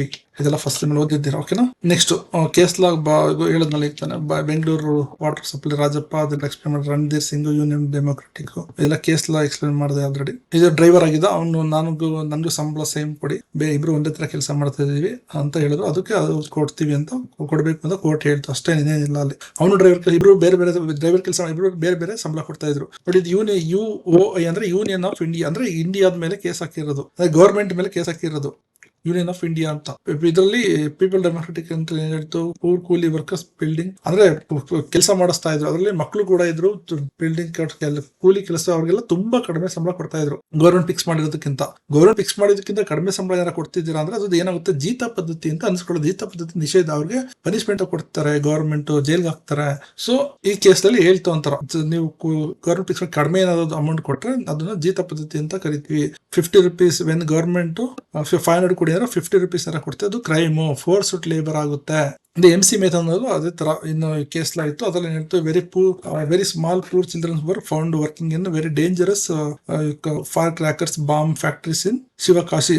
ಅಂದ್ರೆ ಇದರಲ್ಲಿ ತುಂಬಾ ಚಿಕ್ಕ ಮಕ್ಕಳನ್ನು ಶಿವಕಾಶಿ ಒಂದು ಪಟಾಕಿ ಇದರಲ್ಲಿ ಇಟ್ಟಿದ್ರು. ಸೊ ಅದು ಇಡಬಾರ್ದು ಅಂತ ಗೊತ್ತಲ್ಲ, ಆರ್ಟಿಕಲ್ ಜಸ್ಟ್ ಓದೋದಲ್ಲ, ಸುಪ್ರೀಂ ಕೋರ್ಟ್ ಹೇಳ್ತು ಅದರ ಇಟ್ಕೋಬಾರ್ದು, ಅದನ್ನು ಬ್ಯಾನ್ ಮಾಡಿ ಮತ್ತೆ ಅವ್ರಿಗೆ ಪರಿಹಾರ ಎಲ್ಲ ಕೊಡ್ಸಿದ್ರು. 20,000 ಪ್ರತಿ ಚಿಲ್ಡ್ರನ್ ಕೊಡಬೇಕು ಅಂತ ಹೇಳಿ ಆರ್ಟಿಕಲ್ ಅಲ್ಲಿ 24 ಅಲ್ಲಿ ಇದೆ ಅಂತ ಹೇಳಿ. A factory worker making bombs was paid money for running the ಅವರು ಅದನ್ನ ತಯಾರು ಮಾಡ್ತಿದ್ರಲ್ಲ ಪಟಾಕಿನ, ಅವ್ರ ಕೈಲಿಂದ ದುಡ್ಡನ್ನ ಕೊಡ್ಸಿದ್ರು ಮಕ್ಳಿಗೆ. ಅಪಾಯಕಾರಿ ಇದ್ರಲ್ಲೆಲ್ಲ ಅವ್ರನ್ನ ಇಟ್ಕೋಬಾರ್ದು ಮಕ್ಳುನ ಅಂತ. ವಿಶಾಖ, ಇದು ತುಂಬಾ ಇಂಪಾರ್ಟೆಂಟ್ ಲಾ. ಆಕ್ಚುಲಿ ಇವೆರಡು ಇಂಪಾರ್ಟೆಂಟ್ ಕೇಸ್ ಲಾನೆ. ಇದೇನ್ ಹೇಳ್ತದೆ ಅಂದ್ರೆ, ವಿಶಾಖದಲ್ಲಿ ಅತ್ಯಾಚಾರ ಆಗ್ಬಿಟ್ಟಿರುತ್ತೆ, ಅವ್ರ ಬದಲು ಇನ್ನೊರು ಬಂದು ಕೇಸ್ ಹಾಕೊಳ್ತಾರೆ. ಸೊ ಇದರಲ್ಲಿ social worker face a very sexual harassment face ಮಾಡಿದ್ರು ಅಟ್ ಅವರ್ ಆಫೀಸ್ ಅಲ್ಲಿ. ಸೊ ಜಡ್ಜ್ಮೆಂಟ್ ಹೇಳಿದ್ರು. ಸೊ ಅದಕ್ಕೆ ಈಗ ಆಫೀಸ್ ಅಲ್ಲಿ ಹರಾಸ್ಮೆಂಟ್ ಮಾಡ್ತಾರೆ ಅದಕ್ಕೆ ಯಾವ್ದು ಆಕ್ಟ್ ಇರಲಿಲ್ಲ ಮೊದಲು. ಇದು ಯಾರು ನಮ್ಮ ರಾಜಕಾರಣಿಗಳು ಮಾಡಿರ್ಲಿಲ್ಲ. ಅದಕ್ಕೆ ಸುಪ್ರೀಂ ಕೋರ್ಟ್ ಅದಕ್ಕೊಂದು ಏನ್ ಮಾಡ್ತು, ಕಾನೂನು ಮಾಡ್ತು. ಅದಕ್ಕೊಂದು ಮಾರ್ಗದರ್ಶನ, ಇದು ತರ ಯಾವ ತರ ಫಾಲೋ ಮಾಡ್ಬೇಕು, ಈ ತರ ಸೆಕ್ಷುವಲ್ ಹರಾಸ್ಮೆಂಟ್ ಆದ್ರೆ ಅವ್ರಿಗೆ ಯಾವ ತರ ಪನಿಷ್ಮೆಂಟ್ ಕೊಡ್ಬೇಕು, ಯಾವ ತರ ಐಡೆಂಟಿಫೈ ಮಾಡೋದು, ಅವ್ರನ್ನ ಸಮಿತಿ ಮಾಡೋದು, ILO ಸಮಿತಿ, ICC ಸಮಿತಿ, ಇಂಟರ್ನಲ್ ಸಮಿತಿ, ಅವೆಲ್ಲಾನು ಮಾಡಬೇಕು ಅಂತ ಮಾರ್ಗದರ್ಶನ ಕೊಡ್ತು ಕೋರ್ಟ್. ಅದ್ರ ಯಾವ್ದ್ರ ಮೇಲೆ ಕೊಡ್ತು, ILO ಅಂದ್ರೆ ಫಾರಿನ್ ನಲ್ಲಿರೋ ಮಾರ್ಗದರ್ಶನ ಅಡಾಪ್ಟ್ ಮಾಡ್ಕೊಂಡ್ರು. ಕಮಿಟಿ ಎಲ್ಲ ಇಟ್ಕೋಬೇಕು ಎಲ್ಲ ಆಫೀಸು, ನಿಮ್ಗೆ ಎಲ್ಲ ಪ್ರೈವೇಟ್ ಕಂಪನೀಸ್ ಎಲ್ಲ ಇರುತ್ತೆ. ಇದು ಅವ್ರೇನಾರ ತಪ್ಪು ಮಾಡಿದ್ರೆ ನೋಡಿ, ಇದರಲ್ಲಿ ತುಂಬಾ ಡೇಂಜರಸ್ ಇದು ಆಕ್ಚುಲಿ. ಆಕ್ಟ್ ಹೆಂಗಿರುತ್ತೆ ಅಂದ್ರೆ, ಕಂಪನೀಸ್ ಯಾರು ಲೇಡಿ ಹೋಗ್ಬಿಟ್ಟು ನಿಮ್ಮ ಮೇಲೆ ಕಂಪ್ಲೇಂಟ್, ಮೆನ್ಸ್ ಮೇಲೆ ಕಂಪ್ಲೇಂಟ್ ಕೊಟ್ರೆ ಅವ್ರು ಹೇಳಿದ್ದೆ ಸರಿಯಾಗಿದೆ ಅಂತ ಕಮಿಟಿ ಒಪ್ಕೊಬಿಡುತ್ತೆ. ಅವ್ರು ಹೇಳಿದ ತಪ್ಪು ಅಂತ ನೀ ಪ್ರೂವ್ ಮಾಡೋದು ನಿನ್ನ ಹತ್ರ ಕ್ವಶನ್ ಕೇಳುತ್ತೆ, ಮೆನ್ ಹತ್ರ. ಸೊ ಅವ್ರು ಏನ್ ಹೇಳಿದ್ರೆ ಎಲ್ಲ ಅದು ಸರಿ ಅಂತಾನೆ ಹೇಳುತ್ತೆ. ಪನಿಷ್ಮೆಂಟ್ ಕೊಡೋದಕ್ಕೆ ಶುರು ಮಾಡ್ಕೊಬಿಡುತ್ತೆ. ಅವ್ರ ಪ್ರೂಫ್ ಕೊಡೋ ಅವಶ್ಯಕತೆ ಇಲ್ಲ, ನೀ ಪ್ರೂಫ್ ಕೊಡಬೇಕು. ನಾನು ಆ ಟೈಮಲ್ಲಿ ನಾನು ಬೇರೆ ಊರಲ್ಲಿದ್ದೆ, ನಾನು ತರ ಮಾಡಿಲ್ಲ ಅಂತ ನೀ ಪ್ರೂಫ್ ಕೊಡಬೇಕು. ಅದು ಇದು ಸೆಕ್ಸುವಲ್ ಹರಾಸ್ಮೆಂಟ್ ಆಕ್ಟ್ ಇದೆಯಲ್ಲ, ಅದು ತುಂಬಾ ಲೇಡೀಸ್ ತುಂಬಾ ಫೇವರಬಲ್ ಆಗಿದೆ. ಸೊ ಇದು ತುಂಬಾ ಸ್ಟ್ರಾಂಗ್ ಲೇಡೀಸ್ಗೆ ಪ್ರೊಟೆಕ್ಷನ್ ಕೊಡೋದಕ್ಕೆ ಅಂತ ಬಂತು. ಮತ್ತೆ ಆರ್ಟಿಕಲ್ 14, 15, 21 ಇದನ್ನೆಲ್ಲ ಇದ್ರ ಬೇಸ್ ಮೇಲೆ ಇದನ್ನ ಕೊಟ್ಟರು. ಈ ಮಾರ್ಗದರ್ಶನ ಕೊಟ್ಟಿದ್ದು, ಮಾರ್ಗದರ್ಶನ ಅಂದ್ರೆ ಫ್ರೇಮ್ ವರ್ಕ್ ನ ಪ್ರಿಪೇರ್ ಮಾಡಿದ್ದು, ಗೈಡ್ಲೈನ್ಸ್, ವಿಶಾಖ ಗೈಡ್ಲೈನ್ಸ್ ಯೂಸ್ ಇಂದ ಆರ್ಟಿಕಲ್ ಇದೆಲ್ಲ ಮಾಡಿದ್ದು. ಎವ್ರಿ ಆಫೀಸ್ ಅಲ್ಲಿ ಕಮಿಟಿ ಇರಬೇಕು. ಯಾರು ಲೇಡೀಸ್ ಹರಾಸ್ಮೆಂಟ್ ಆದ್ರೆ ಲೋ ಕಂಪ್ಲೇಂಟ್ ಕೊಟ್ರೆ ಅವರು ಆಕ್ಷನ್ ತಗೊಂಡು ಆಲ್ಮೋಸ್ಟ್ ನಾನು ನೋಡಿರೋದು ಎಲ್ಲರೂ ಡಿಸ್ಮಿಸ್ ಮಾಡ್ಬಿಡ್ತಾರೆ. ಕೇಸ್ ಕಂಪ್ಲೇಂಟ್ ಕೊಟ್ರೆ ಇಲ್ಲ ಬೇರೆ ಕಡೆ ಹೋಗ್ಬಿಡ್ತಾರೆ. ಆತ ತುಂಬಾ ಪವರ್ಫುಲ್ ಇದೆ ಆಕ್ಚುಲಿ. ಆದ್ರೆ ಡೇಂಜರ್ಸ್ ಕೂಡ ಮಿಸ್ಯೂಸ್ ಮಾಡ್ಕೊಳ್ತಾರೆ. ಮತ್ತೆ ಈಗ ಹಳೆ ಕಾಲದಲ್ಲಿ ಏನೇನು ಆಕ್ಟ್ ಗಳಿದ್ದೋ ಅದೆಲ್ಲ ಹೋಗಿ ಈಗ ಹೊಸ ನ್ಯೂ ಕೋಡ್ ಬಂದಿದೆಯಲ್ಲ, ಇದು ಹೆಂಗ್ ಬಂತು, ಯಾವ ತರ ಬಂತು ಅಂತ ಎಕ್ಸ್ಪ್ಲೇನ್ ಮಾಡ್ಬೇಕು. After India got freedom, business change a lot. Many new laws work made to solve new problems. ಸಂದರ್ಭದಲ್ಲಿ ತುಂಬಾ ಲಾಸ್ ಎಲ್ಲ ಮಾಡಿ ಅದಕ್ಕೆ ತುಂಬಾ ಪ್ರಾಬ್ಲಮ್ಸ್ ನ ರಿಸಾಲ್ವ್ ಮಾಡಿದ್ರು. ಬಿಕಾಸ್ ಆಫ್ ದಿಸ್ 29 ಆಕ್ಟ್ ಗಳಿದ್ದು ಅದೆಲ್ಲ ತೆಗೆದು ಏನ್ ಮಾಡಿದ್ರು, 4 ಕೋರ್ಟ್ಸ್ ಮಾಡಿದ್ರು. ಅದೇ ಕೋರ್ಟ್ಸ್ ಗಳು ತುಂಬಾ ಆಕ್ಟ್ ಗಳಿದ್ದು, ಅದು ಬೇಕು ಅವಶ್ಯಕತೆ ಆದಂಗೆ ಬೇಕಾದಾಗ ನಾವು ಬೇರೆ ಬೇರೆ ಆಕ್ಟ್ ನ ಮಾಡ್ತಾ ಹೋದು. ಓಕೆನಾ. ಮೊದ್ಲು ತುಂಬಾ ಆಕ್ಟ್ ಗಳು ಏನಾಗುತ್ತೆ, ಇಷ್ಟೆಲ್ಲ ಫಾಲೋ ಮಾಡ್ಬೇಕಾಗುತ್ತೆ. ಯಾರೋ ಕಂಪ್ನಿ ಮಾಲೀಕ ಒಬ್ಬ ಕೆಲಸ ಫ್ಯಾಕ್ಟ್ರಿ ಮಾಡ್ಬೇಕು, ತುಂಬಾ ಆಕ್ಟ್ ಗಳಾಗೋದು, ಅದನ್ನೆಲ್ಲ ಫಾಲೋ ಮಾಡಕ್ ತುಂಬಾ ಕಷ್ಟ ಆಗ್ತಿತ್ತು. ಅದಕ್ಕೋಸ್ಕರ ಇದನ್ನೆಲ್ಲ ಕಂಬೈನ್ ಮಾಡಿ 4 ಆಕ್ಟ್ ಮಾಡಿದ್ರು. ಅದೇ 2019-20 ನಲ್ಲಿ ಈ ಕೋರ್ಟ್ಸ್ ನ ಮಾಡಿದ್ರು. ಅದನ್ನೆಲ್ಲ ಫೈನಲ್ ಆಗಿ ಇಂಪ್ಲಿಮೆಂಟ್ ಮಾಡೋದಕ್ಕೆ ಟೈಮ್ ತಗೊಳ್ತು. ಸ್ಟೆಪ್ ಬೈ ಸ್ಟೆಪ್ ಇಂಪ್ಲಿಮೆಂಟ್ ಮಾಡಿ ಈಗ ಫೈನಲ್ ಆಗಿ ಆ ಲಾ ಆಗಿದೆ. 29 ಆಕ್ಟ್ ಗಳನ್ನ ಕ್ರೋಢೀಕರಿಸಿ ಬೃಹತ್ ಮತ್ತು ಸರಳೀಕೃತ ಸಿಂಪಲ್ ಆಗಿರೋ 4 ಹೊಸ ಕಾನೂನು ಸಂಹಿತೆಯನ್ನ ಮಾಡಿದ್ದಾರೆ. ಉದಾಹರಣೆಗೆ ವೇತನಕ್ಕೆ ಸಂಬಂಧಿಸಿದ 4 ಬೇರೆ ಬೇರೆ ಕಾಯ್ದೆಗಳಿದ್ದು, ಅದನ್ನೆಲ್ಲ ಕಂಬೈನ್ ಮಾಡಿ ಈಗ ವೇತನ ಸಂಹಿತೆ ಅಂತ ಮಾಡಿದ್ದಾರೆ. ಈ 4 ಹೊಸ ಕಾರ್ಮಿಕ ಸಂಹಿತೆಗಳು ಯಾವ್ದು ಅಂತ ಎಕ್ಸ್ಪ್ಲೇನ್ ಮಾಡೋಣ. ಇದರಲ್ಲಿ ವೇತನಗಳ ಮೇಲಿನ ಸಂಹಿತೆ ಅಂದ್ರೆ ಕೋಡ್ ಆನ್ ವೇಜಸ್. ಮೊದಲಿದ್ದು minimum wage act, payment bonus act, payment of wages act, equal ಅಂದ್ರೆ ಈಕ್ವಲ್ ಸಂಬಳ ಕೊಡಬೇಕು ಅಂತೆಲ್ಲ ಇತ್ತು. ಇದೆಲ್ಲ ತುಂಬಾ ಹೆವಿ ಆಗೋಯ್ತು. ಅದಕ್ಕೋಸ್ಕರ ಎಲ್ಲ ಕಂಬೈನ್ ಮಾಡಿ ಒಂದೇ ಒಂದು ಸನ್ನಿಧಿಯಲ್ಲಿ ಎಲ್ಲ ಆಡ್ ಮಾಡಿದ್ರು. ಆಕ್ಚುಲಿ ತುಂಬಾ ಹೆಲ್ಪ್ ಆಗುತ್ತೆ ಎಕ್ಸಾಮ್ ಓದಕ್ಕೆ. ಏನಕ್ಕೆ ಅಂದ್ರೆ ಇದ್ರಲ್ಲೂ ಕೂಡ ಸೆಕ್ಷನ್ 1, 2, 3 ಎಲ್ಲ ಇರ್ತಿತ್ತು. ಇದ್ರಲ್ಲೂ 1, 2, 3 ಅಂತ ಇರ್ತಿತ್ತು. ಇದ್ರಲ್ಲೂ 1, 2, 3 ಎಲ್ಲ 1, 2, 3 ಇರ್ತಿತ್ತು. ನಿಮ್ಗೆ ಓದೋದಕ್ಕೆ ತುಂಬಾ ಪ್ರಾಬ್ಲಮ್ ಆಗ್ತದೆ. ಈಗ ಆತರ ಅಲ್ಲ, ಕಂಟಿನ್ಯೂಷನ್ ಇದೆ ಸೆಕ್ಷನ್. ಸೊ ತುಂಬಾ ಈಸಿ ಆಕ್ಚುಲಿ ಈ ತರ ಸಿಲೆಬಸ್ ಇರೋದ್ರಿಂದ. ಸೊ ನೆಕ್ಸ್ಟ್ ಇದರಿಂದ ಏನಿತ್ತು, ಅಂತಾರಾಷ್ಟ್ರೀಯ ಕನಿಷ್ಠ ವೇತನ ತಂದ್ರು. ಕೇಂದ್ರ ಸರ್ಕಾರ ಹೇಳುತ್ತೆ ಈ ತರ ಕನಿಷ್ಠ ವೇತನ ಫಿಕ್ಸ್ ಮಾಡಿದ್ರೆ ಅದನ್ನೇ ಎಲ್ಲರೂ ಫಾಲೋ ಮಾಡಬೇಕು. ಯಾವುದೇ ರಾಜ್ಯ ಸರ್ಕಾರವು ತಾನು ನಿಗದಿಪಡಿಸಿದ ಕನಿಷ್ಠ ವೇತನವನ್ನು ಇದಕ್ಕಿಂತ ಕಡಿಮೆ ಮಾಡಿ, ಗವರ್ಮೆಂಟ್ ಕೇಂದ್ರ ಅಂದ್ರೆ ಅದನ್ನೇ ಹೇಳಿದ್ದು. ಇಬ್ರು ಕೂಡ ಕಾರ್ಮಿಕರ ಕಾನೂನು ಬಗ್ಗೆ ಮಾಡಬಹುದು. ಸೊ ಕೇಂದ್ರ ಸರ್ಕಾರ ಮಾಡಿದ್ದ ಹೈಯೆಸ್ಟ್ ಆಗುತ್ತೆ. ಸೊ ಕೇಂದ್ರ ಸರ್ಕಾರ 100 ರೂಪೀಸ್ ಅಂತ ಅಂದ್ರೆ ರಾಜ್ಯ ಸರ್ಕಾರ 200 ಮಾಡಬಹುದು. ಅದಕ್ಕಿಂತ ಕಡಿಮೆ ಅಂತೂ ಮಾಡಂಗಿಲ್ಲ. ಅದೇ ಇದು ರಾಷ್ಟ್ರೀಯ ಕನಿಷ್ಠ ವೇತನ ಫಿಕ್ಸ್ ಮಾಡಿದ್ರು. ಸಮಾನ ವೇತನ ಅಂದ್ರೆ ಎಲ್ಲರಿಗೂ ಸಮಾನ ಕೊಡ್ಬೇಕು. ಅಲ್ಪಸಂಖ್ಯಾತರು, ಯಾರು ಅವರು ಇವರು ಟ್ರಾನ್ಸ್ಜೆಂಡರ್ಸ್ ಅಂತೆಲ್ಲ ಸಪರೇಟ್ ಆಗಿ ಇದು ಮಾಡೋದಿಲ್ಲ. ಎಲ್ಲರಿಗೂ ಸಮಾನ ವೇತನ ಕೊಟ್ಟು ಜೆಂಡರ್ ನ್ಯೂಟ್ರಲ್ ಪೇ ಮಾಡಬೇಕು. ಕಡ್ಡಾಯ ವೇತನ ಪಾವತಿ, ಎಲ್ಲರಿಗೂ ಟೈಮ್ ಸೇಮ್ ಕರೆಕ್ಟ್ ಕೊಡಬೇಕು, ಬ್ಯಾಂಕ್ಗೆ ಜಮಾ ಮಾಡಬೇಕು ಈ ಟೈಮ್ಗೆ ಅಂತ ಹಕ್ಕು ಅವ್ರದ್ದು ಅಂತ ಹೇಳ್ತು. ಮುಂದೆ ಬೋನಸ್ ಕೊಡಬೇಕು. ಕಂಪನಿ ಲಾಭ ಬಂದ್ಬಿಟ್ರೆ ನಂದು ಅದನ್ನ ಕನಿಷ್ಠ 8.33%, ಗರಿಷ್ಠ 20% ವರೆಗೆ ಬೋನಸ್ ಕೊಡಬೇಕು ಅನ್ನೋದನ್ನ ಹಳೆ ನಿಯಮ ಇತ್ತು. ಅದನ್ನೇ ಕಂಟಿನ್ಯೂಷನ್ ಮಾಡ್ಕೊಂಡು ಹೋದ್ರು. ನೆಕ್ಸ್ಟ್ 2ನೇ ಸಂಹಿತೆ ನೋಡಿ, ಇದು ಮತ್ತೆ ಇದು 5th ಯೂನಿಟ್. ಇದು 1st, 2nd, 3rd, 4th unit ಅಲ್ಲಿ ಇವೆರಡೇ ಓದೋದು ನೀವು.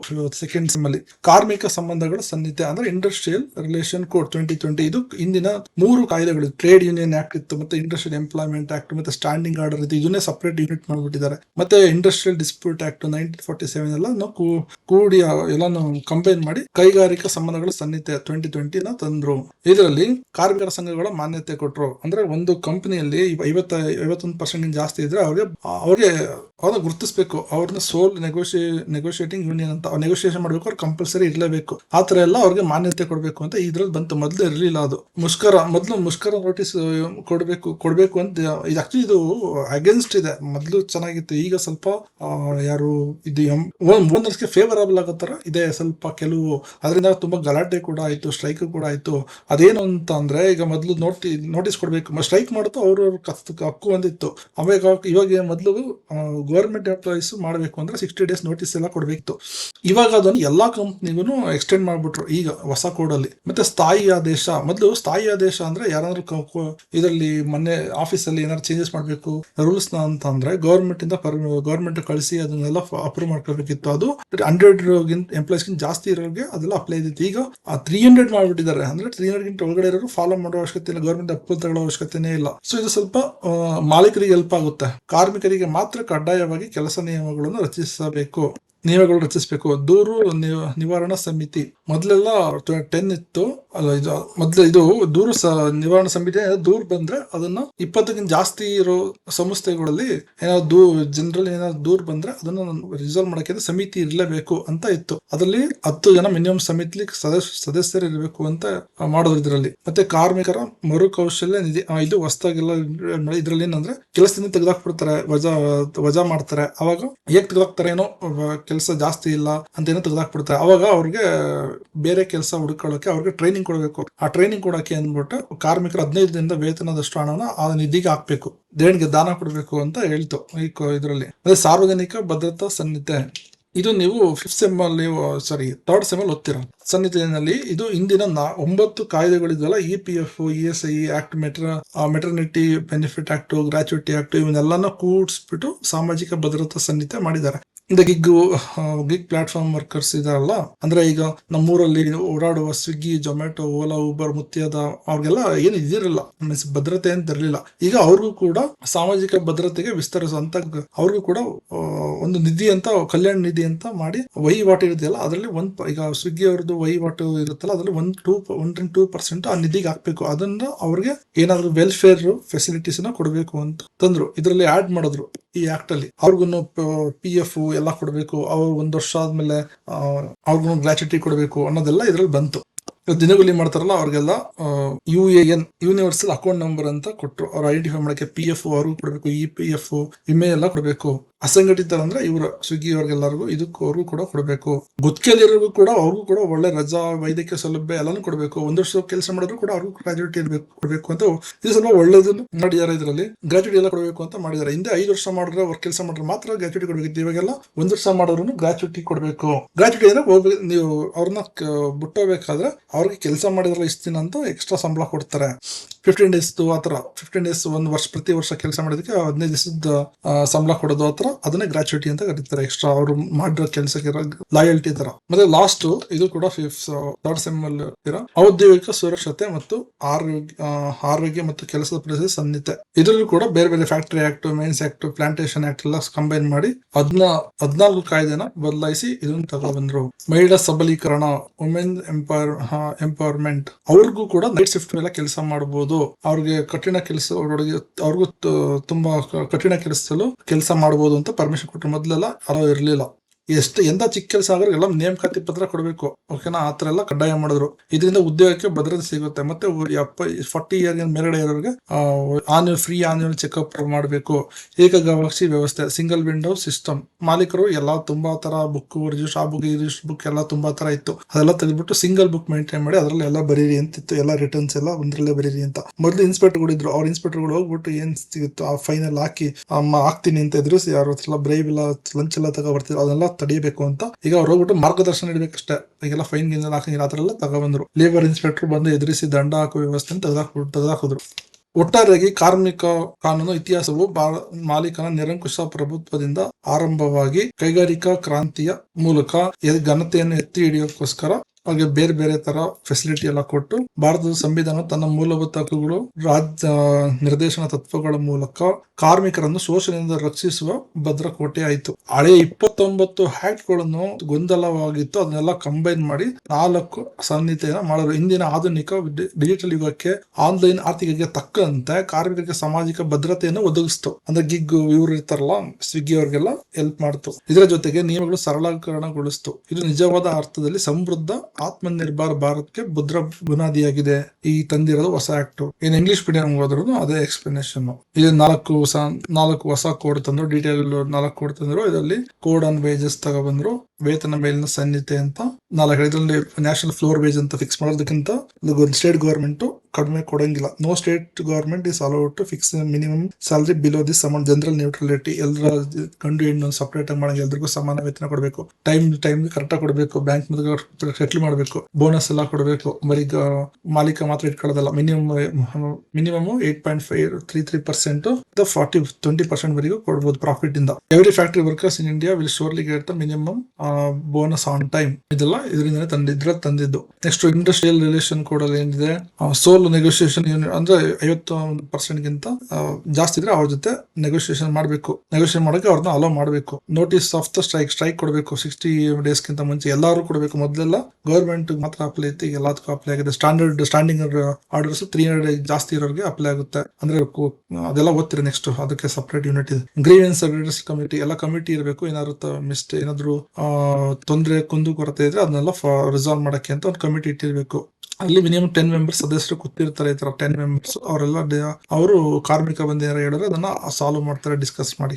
ಮತ್ತೆ ಅವ್ರಿಗೆ ಕೆಲಸದಿಂದ ಹಾಕ್ಬೇಕಾದ್ರೆ ಅವ್ರಿಗೆ 15 days ಇಂದ ಸ್ಯಾಲರಿ ಕೊಡಬೇಕು.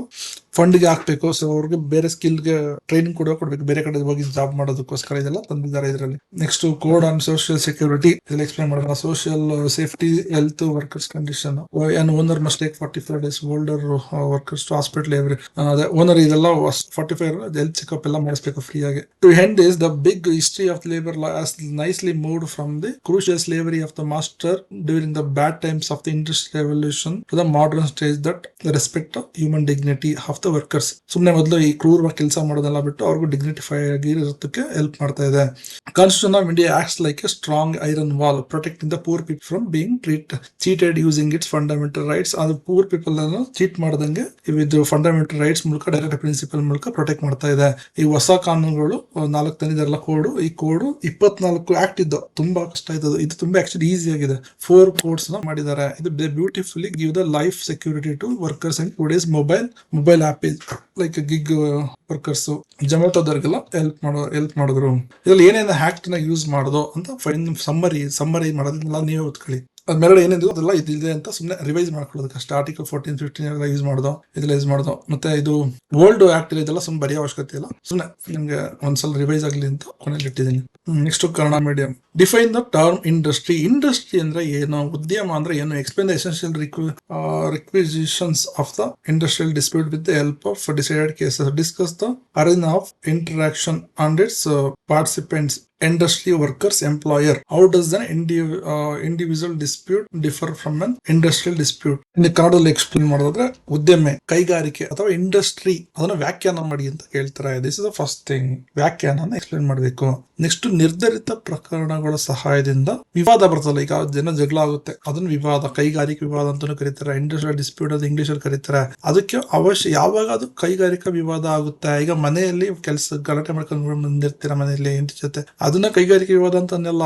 ಫ್ಯಾಕ್ಟ್ರಿಲಿ ಆಗ್ಬೇಕು, ಯಾರ ನಡುವೆ ಆಗ್ಬೇಕು, ಅದನ್ನ ಅವಾಗ ಮಾತ್ರ ಕೈಗಾರಿಕೆ ವಿವಾದ ಅಂತೀವಿ.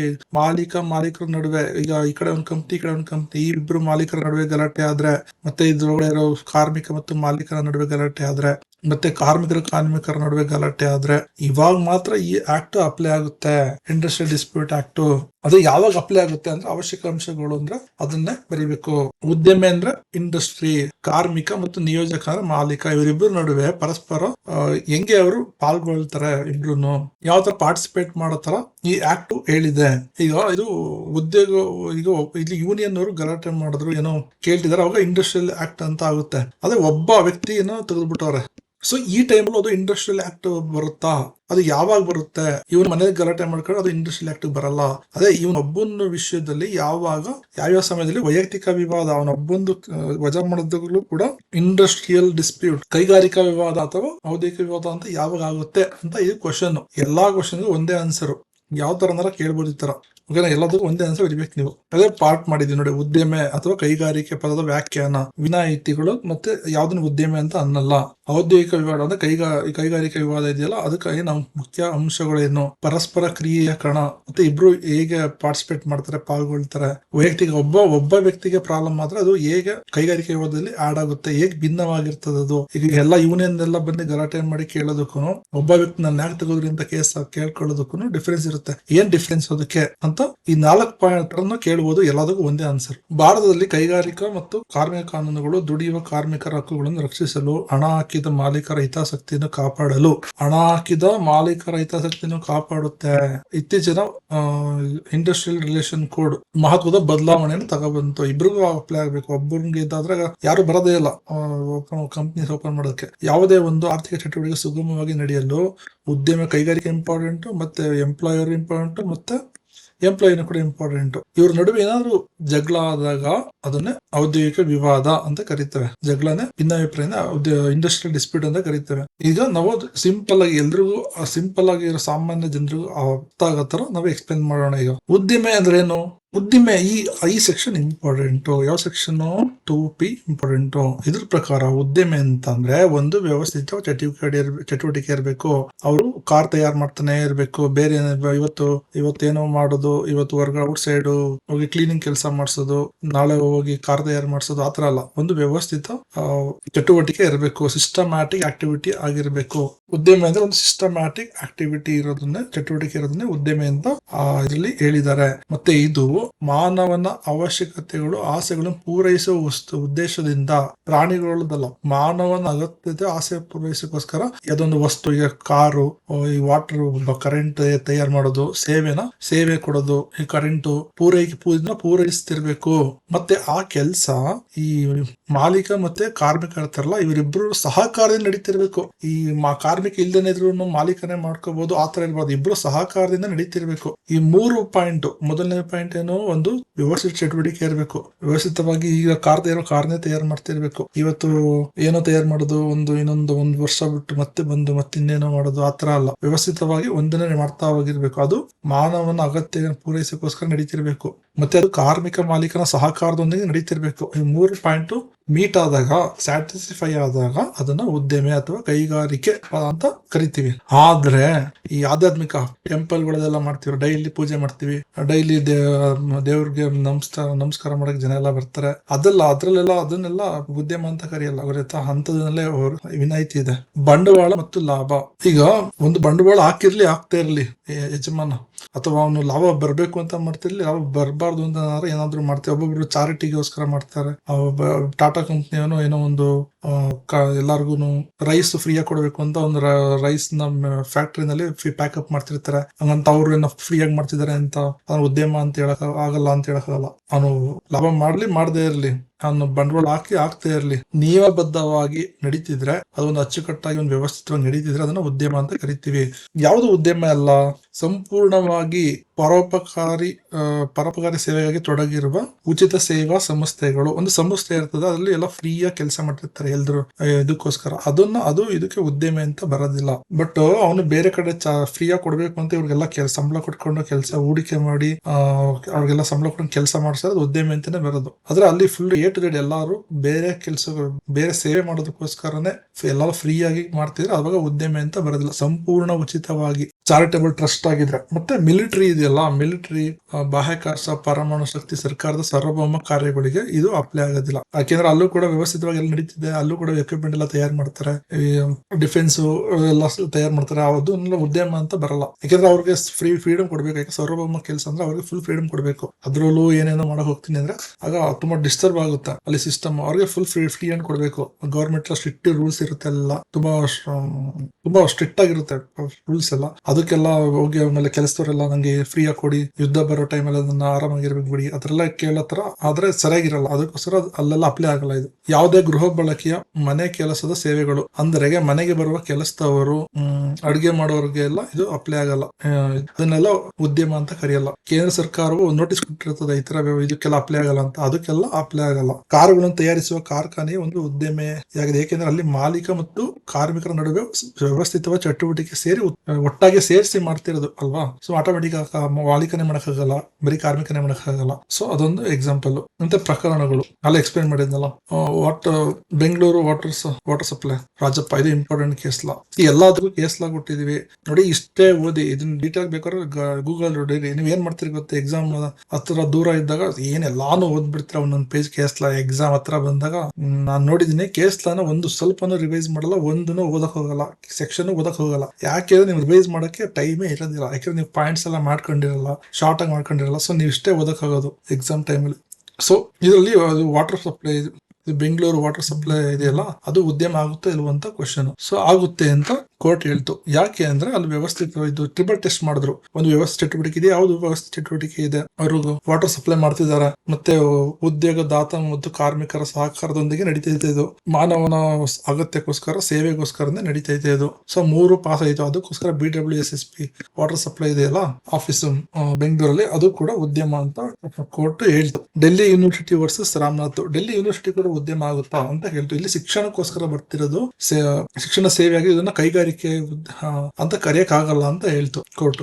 ಮತ್ತೆ ಸರ್ಕಾರಿ ಕಚೇರಿಗಳು ಇರ್ತಾವಲ್ಲ, ಅವು ಕೂಡ ಉದ್ಯಮ ಆಗೋದಿಲ್ಲ ಅಂತ ಕೋರ್ಟ್ ಹೇಳ್ತು. State of Rajasthan versus Ganesh Lal ಅಲ್ಲಿ ಔದ್ಯೋಗಿಕ ವಿವಾದ ಅಂದ್ರೆ ಇಂಡಸ್ಟ್ರಿಯಲ್ ಡಿಸ್ಪ್ಯೂಟ್, ಗಲಾಟೆ ಆಗೋದಕ್ಕೆ ಏನ್ ಅಂಶ ಇರಬೇಕು, ಈ ಆಕ್ಟ್ ಅಲ್ಲಿ ಪರಿಹಾರ ಮಾಡ್ಕೊಳ್ಬೇಕು ಅಂದ್ರೆ ಈ ಅಂಶ ಇದ್ರೆ ಮಾತ್ರ ಮಾಡ್ಕೊಳಕ್ಕಾಗೋದು. ಅದೇನದು ಅಂತಂದ್ರೆ ಉದ್ಯೋಗದಾತ ನಡುವೆ, ಉದ್ಯೋಗದಾತ ಅಂದ್ರೆ ಹೇಳ್ತೀನಿ ನೋಡಿ, ಈಗ ಇದೊಂದು ಕಂಪ್ನಿ ಇದೆ, ಇದರಲ್ಲಿ ಒಬ್ಬ ಮಾಲೀಕ ಇದ್ದಾನೆ, ಇಲ್ಲಿ ಕೆಲಸದವರಿದ್ದಾರೆ. ಮತ್ತೆ ಇಲ್ಲೂ ಒಂದು ಕಂಪ್ನಿ ಇದೆ, ಇಲ್ಲೂ ಕೂಡ ಮಾಲೀಕ ಇದ್ದಾರೆ, ಇಲ್ಲೂ ಕೆಲಸದವರಿದ್ದಾರೆ. ಈ ಮಾಲೀಕ ನಡುವೆ ಏನಾದ್ರು ಗಲಾಟೆ ಆದ್ರೆ ಈ ಆಕ್ಟ್ ಅಪ್ಲೈ ಆಗುತ್ತೆ, ಇಂಡಸ್ಟ್ರಿಯಲ್ ಡಿಸ್ಪ್ಯೂಟ್ ಅಪ್ಲೈ ಆಗುತ್ತೆ, ಈ ಕೋಡ್ ಅಪ್ಲೈ ಆಗುತ್ತೆ, ಅಂದ್ರೆ ಇಂಡಸ್ಟ್ರಿಯಲ್ ಡಿಸ್ಪ್ಯೂಟ್ ಅಂತ ಕರೀತಾರೆ. ಈ ಕಾರ್ಮಿಕರ ನಡುವೆ ಏನಾದ್ರು ಗಲಾಟೆ ಆದ್ರೆ ಅವಾಗ ಇದು ಅಪ್ಲೈ ಆಗುತ್ತೆ. ಈ ಕಾರ್ಮಿಕರ ಯೂನಿಯನ್ ಎಲ್ಲ ಸೇರ್ಕೊಂಡು ಮಾಲೀಕರು ಮತ್ತು ಕಾರ್ಮಿಕರ ನಡುವೆ ಏನಾದ್ರು ಗಲಾಟೆ ಆದಾಗ ಇಂಡಸ್ಟ್ರಿಯಲ್ ಡಿಸ್ಪ್ಯೂಟ್ ಅಪ್ಲೈ ಆಗುತ್ತೆ. ಅದೇ ಒಬ್ಬನೇ ಒಬ್ಬ ಕಾರ್ಮಿಕರನ್ನು ತೆಗೆದಾಕ್ಟಾಗ್ಲೂ ಇದು ಇಂಡಸ್ಟ್ರಿಯಲ್ ಡಿಸ್ಪ್ಯೂಟ್ ಅಪ್ಲೈ ಆಗುತ್ತೆ. ಮೊದಲು ಆಗ್ತಿರ್ಲಿಲ್ಲ, ಎಲ್ಲ ಯೂನಿಯನ್ ಎಲ್ಲ ಗಲಾಟೆ ಮಾಡಿದ್ರೆ ಮಾತ್ರ ಆಗ್ತದೆ. ಈಗ ಒಬ್ಬ ತೆಗೆದಾಕಿದ್ರು ಕೂಡ ಅದ್ರಲ್ಲೂ ಇಂಡಸ್ಟ್ರಿಯಲ್ ಡಿಸ್ಪ್ಯೂಟ್ ಆಕ್ಟ್ ಅಲ್ಲೇ ರಿಸಾಲ್ವ್ ಮಾಡ್ಬೇಕು ಅಂತ ಬಂತು. ಯಾಕೆಂದ್ರೆ ಬೇರೆಲ್ಲ ಎದುರು ಕಲ್ತಿದ್ರು, ಒಬ್ಬನ್ ತಾನೇ ಹೋದ್ರು ನನ್ಗೆ ಯಾಕೆ ಅಂತ ಸುಮ್ನೆ ಆಗ್ಬಿಡ್ತಿದ್ರು. ಆಗ ಈ ತರ ಒಬ್ಬೊಬ್ಬನ ತೆಗಿಯಕ್ಕೆ ಹೋಗ್ಬಿಟ್ರೆ ಎಲ್ಲ ಕಂಪ್ನಿಲಿ ಇರೋರಿಗೆಲ್ಲ ಪ್ರಾಬ್ಲಮ್ ಆಗುತ್ತಲ್ವಾ. ಅದಕ್ಕೋಸ್ಕರ ಇದನ್ನು ಇಂಡಸ್ಟ್ರಿಯಲ್ ಡಿಸ್ಪ್ಯೂಟ್ ಆಕ್ಟ್ ಅಲ್ಲಿ ತಗೊಂಡ್ರು. ಅಂದ್ರೆ ಈ ಆಕ್ಟ್ ಅಲ್ಲಿ ಕಠಿಣ ರೂಲ್ಸ್ ಗಳಿದೆ, ಹೆಂಗ್ ತೆಗಿಬೇಕು, ಏನೇ ಫಾಲೋ ಮಾಡ್ಬೇಕು ಅಂತ. ಸೊ ಈ ಆಕ್ಟ್ ಅಲ್ಲಿ ಬರುತ್ತೆ ತಂದ್ರು. ಇದು ಕೇವಲ ವೈಯಕ್ತಿಕ ಜಗಳ ಆಗದೆ ವ್ಯಕ್ತಿಯ ಉದ್ಯೋಗ, ನಿರುದ್ಯೋಗ, ಉದ್ಯೋಗದ ಷರತ್ತುಗಳು, ಕಾರ್ಮಿಕನ ಕೆಲಸದ ಪರಿಸ್ಥಿತಿಗೆ ಸಂಬಂಧಿಸಿರ್ಬೇಕು.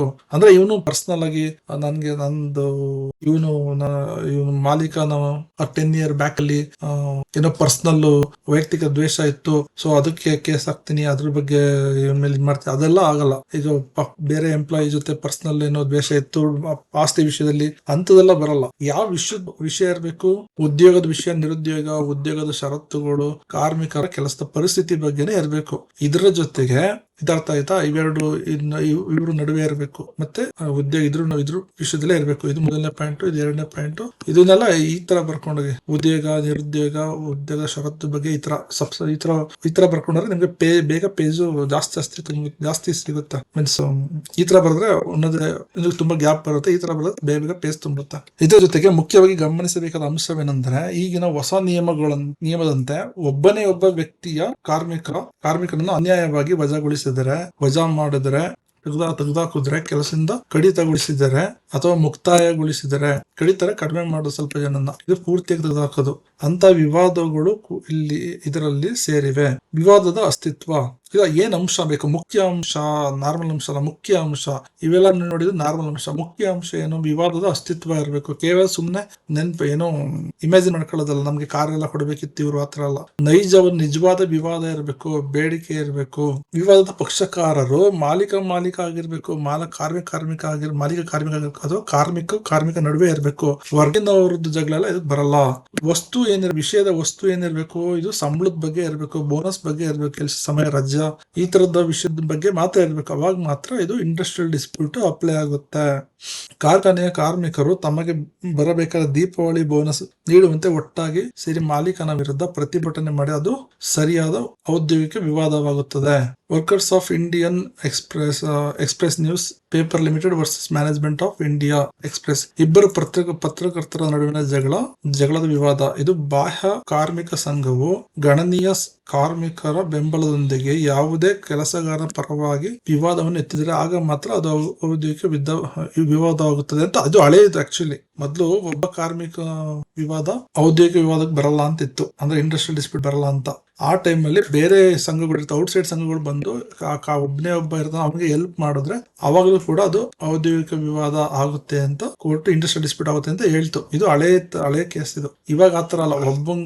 ಒಬ್ಬ ಏನಾದ್ರು ಪ್ರಾಬ್ಲಮ್ ಫೇಸ್ ಮಾಡಿ ಅವ್ನು ಬೇಕಾದ್ರೆ ಪ್ರತಿಭಟನೆ ಮಾಡೋದು, ಅದು ಕೂಡ ಔದ್ಯೋಗಿಕ ವಿವಾದ ಆಗುತ್ತೆ. ಬೇರೆ ಸಂಘದವರೆಲ್ಲ ಬಂದು ಔಟ್ಸೈಡ್ ಸಂಘಗಳೆಲ್ಲ ಹೆಲ್ಪ್ ಮಾಡ್ಬೇಕು ಅಂತ ಏನು ಇಲ್ಲ. ಈಗ ಪರಸ್ಪರ ಕ್ರಿಯೆಯ ಕಣ ಮತ್ತು ಇಬ್ರು ಯಾವ ತರ ಇಂಟ್ರಾಕ್ಷನ್ ಮಾಡಬೇಕು, ಪಾಲ್ಗೊಳ್ಬೇಕು ಅಂತ. ಉದ್ಯಮ ಇದರಲ್ಲಿ ಇಬ್ರು ಕೆಲಸ ಮಾಡೋ ಸ್ಥಳ ಇದು. ಪ್ರತಿದಿನ ಇಬ್ರು ಕೆಲಸ ಮಾಡ್ತಾರೆ ಒಂದೇ ಪ್ಲೇಸ್ ಅಲ್ಲಿ. ಇದರಲ್ಲಿ ಮಾಲೀಕ ಇರ್ತಾನೆ. ಮಾಲೀಕ ಅಂದ್ರೆ 2M, ವರ್ಕರು 2ZR. ಉದ್ಯೋಗದಾತ ಎಂದರೆ ಒಂದು ಅಥವಾ ಹೆಚ್ಚು ಉದ್ಯೋಗಿಗಳನ್ನು ಕಾರ್ಮಿಕರನ್ನು ತನ್ನ ವ್ಯವಸ್ಥಾಪನೆಯಲ್ಲಿ ನೇರವಾಗಿ ಅಥವಾ ಏದಿನ ಮೂಲಕ ಮಾಡಿಕೊಂಡಿರೋ ವ್ಯಕ್ತಿ, ಅಂದ್ರೆ ಕೆಲಸ ತಗೊಂಡಿರೋ ವ್ಯಕ್ತಿ. ಕೆಲಸಕ್ಕೆ ಬೇಕು ಅಂತ ಹೇಳಿರ್ತಾನಲ್ಲ ಅವನು ಅಂದ್ರೆ ಮಾಲೀಕ. ಬರೀ ಮಾಲೀಕ ಅಂತಲ್ಲ, ಅವ್ನ ಮ್ಯಾನೇಜರು, ಗುತ್ತಿಗೆದಾರ, ಕಾಂಟ್ರಾಕ್ಟರ್, ಅವನು ಮೃತ ಉದ್ಯೋಗದಾತನ ಕಾನೂನುಬದ್ಧ ಪ್ರತಿನಿಧಿ. ಅಂದ್ರೆ ಅವ್ರ ಮಕ್ಕಳು, ಇವರೆಲ್ಲರೂ ಕೂಡ ಎಂಪ್ಲಾಯರ್ ಅಂತ ಆಗ್ತಾರೆ, ಅಂದ್ರೆ ಮಾಲೀಕರಾಗ್ತಾರೆ. ಇದರಲ್ಲಿ 2M ಅಲ್ಲಿ. 2Z ಅಲ್ಲಿ ಕಾರ್ಮಿಕ ಅಂದ್ರೆ ಕೆಲಸ ಮಾಡೋದು. ಬಾಡಿಗೆಗೆ, ಬಹುಮಾನಕ್ಕಾಗಿ, ಯಾವುದೇ ದೈಹಿಕ ಕೌಶಲ್ಯ ಇಲ್ಲದೆ ಇರ್ಬೋದು, ತಾಂತ್ರಿಕ ಕಾರ್ಯಾಚರಣೆಯ ಕ್ಲೆರಿಕಲ್ ಅಥವಾ ಮೇಲ್ವಿಚಾರಣಾ ಕೆಲಸ ಮಾಡಲು ನೇಮಕಗೊಂಡ ವ್ಯಕ್ತಿ. ಇವ್ರನ್ನ ಕಾರ್ಮಿಕ ಅಂತ ಕರೀತಾರೆ. ಯಾರು ಕಾರ್ಮಿಕರಲ್ಲ.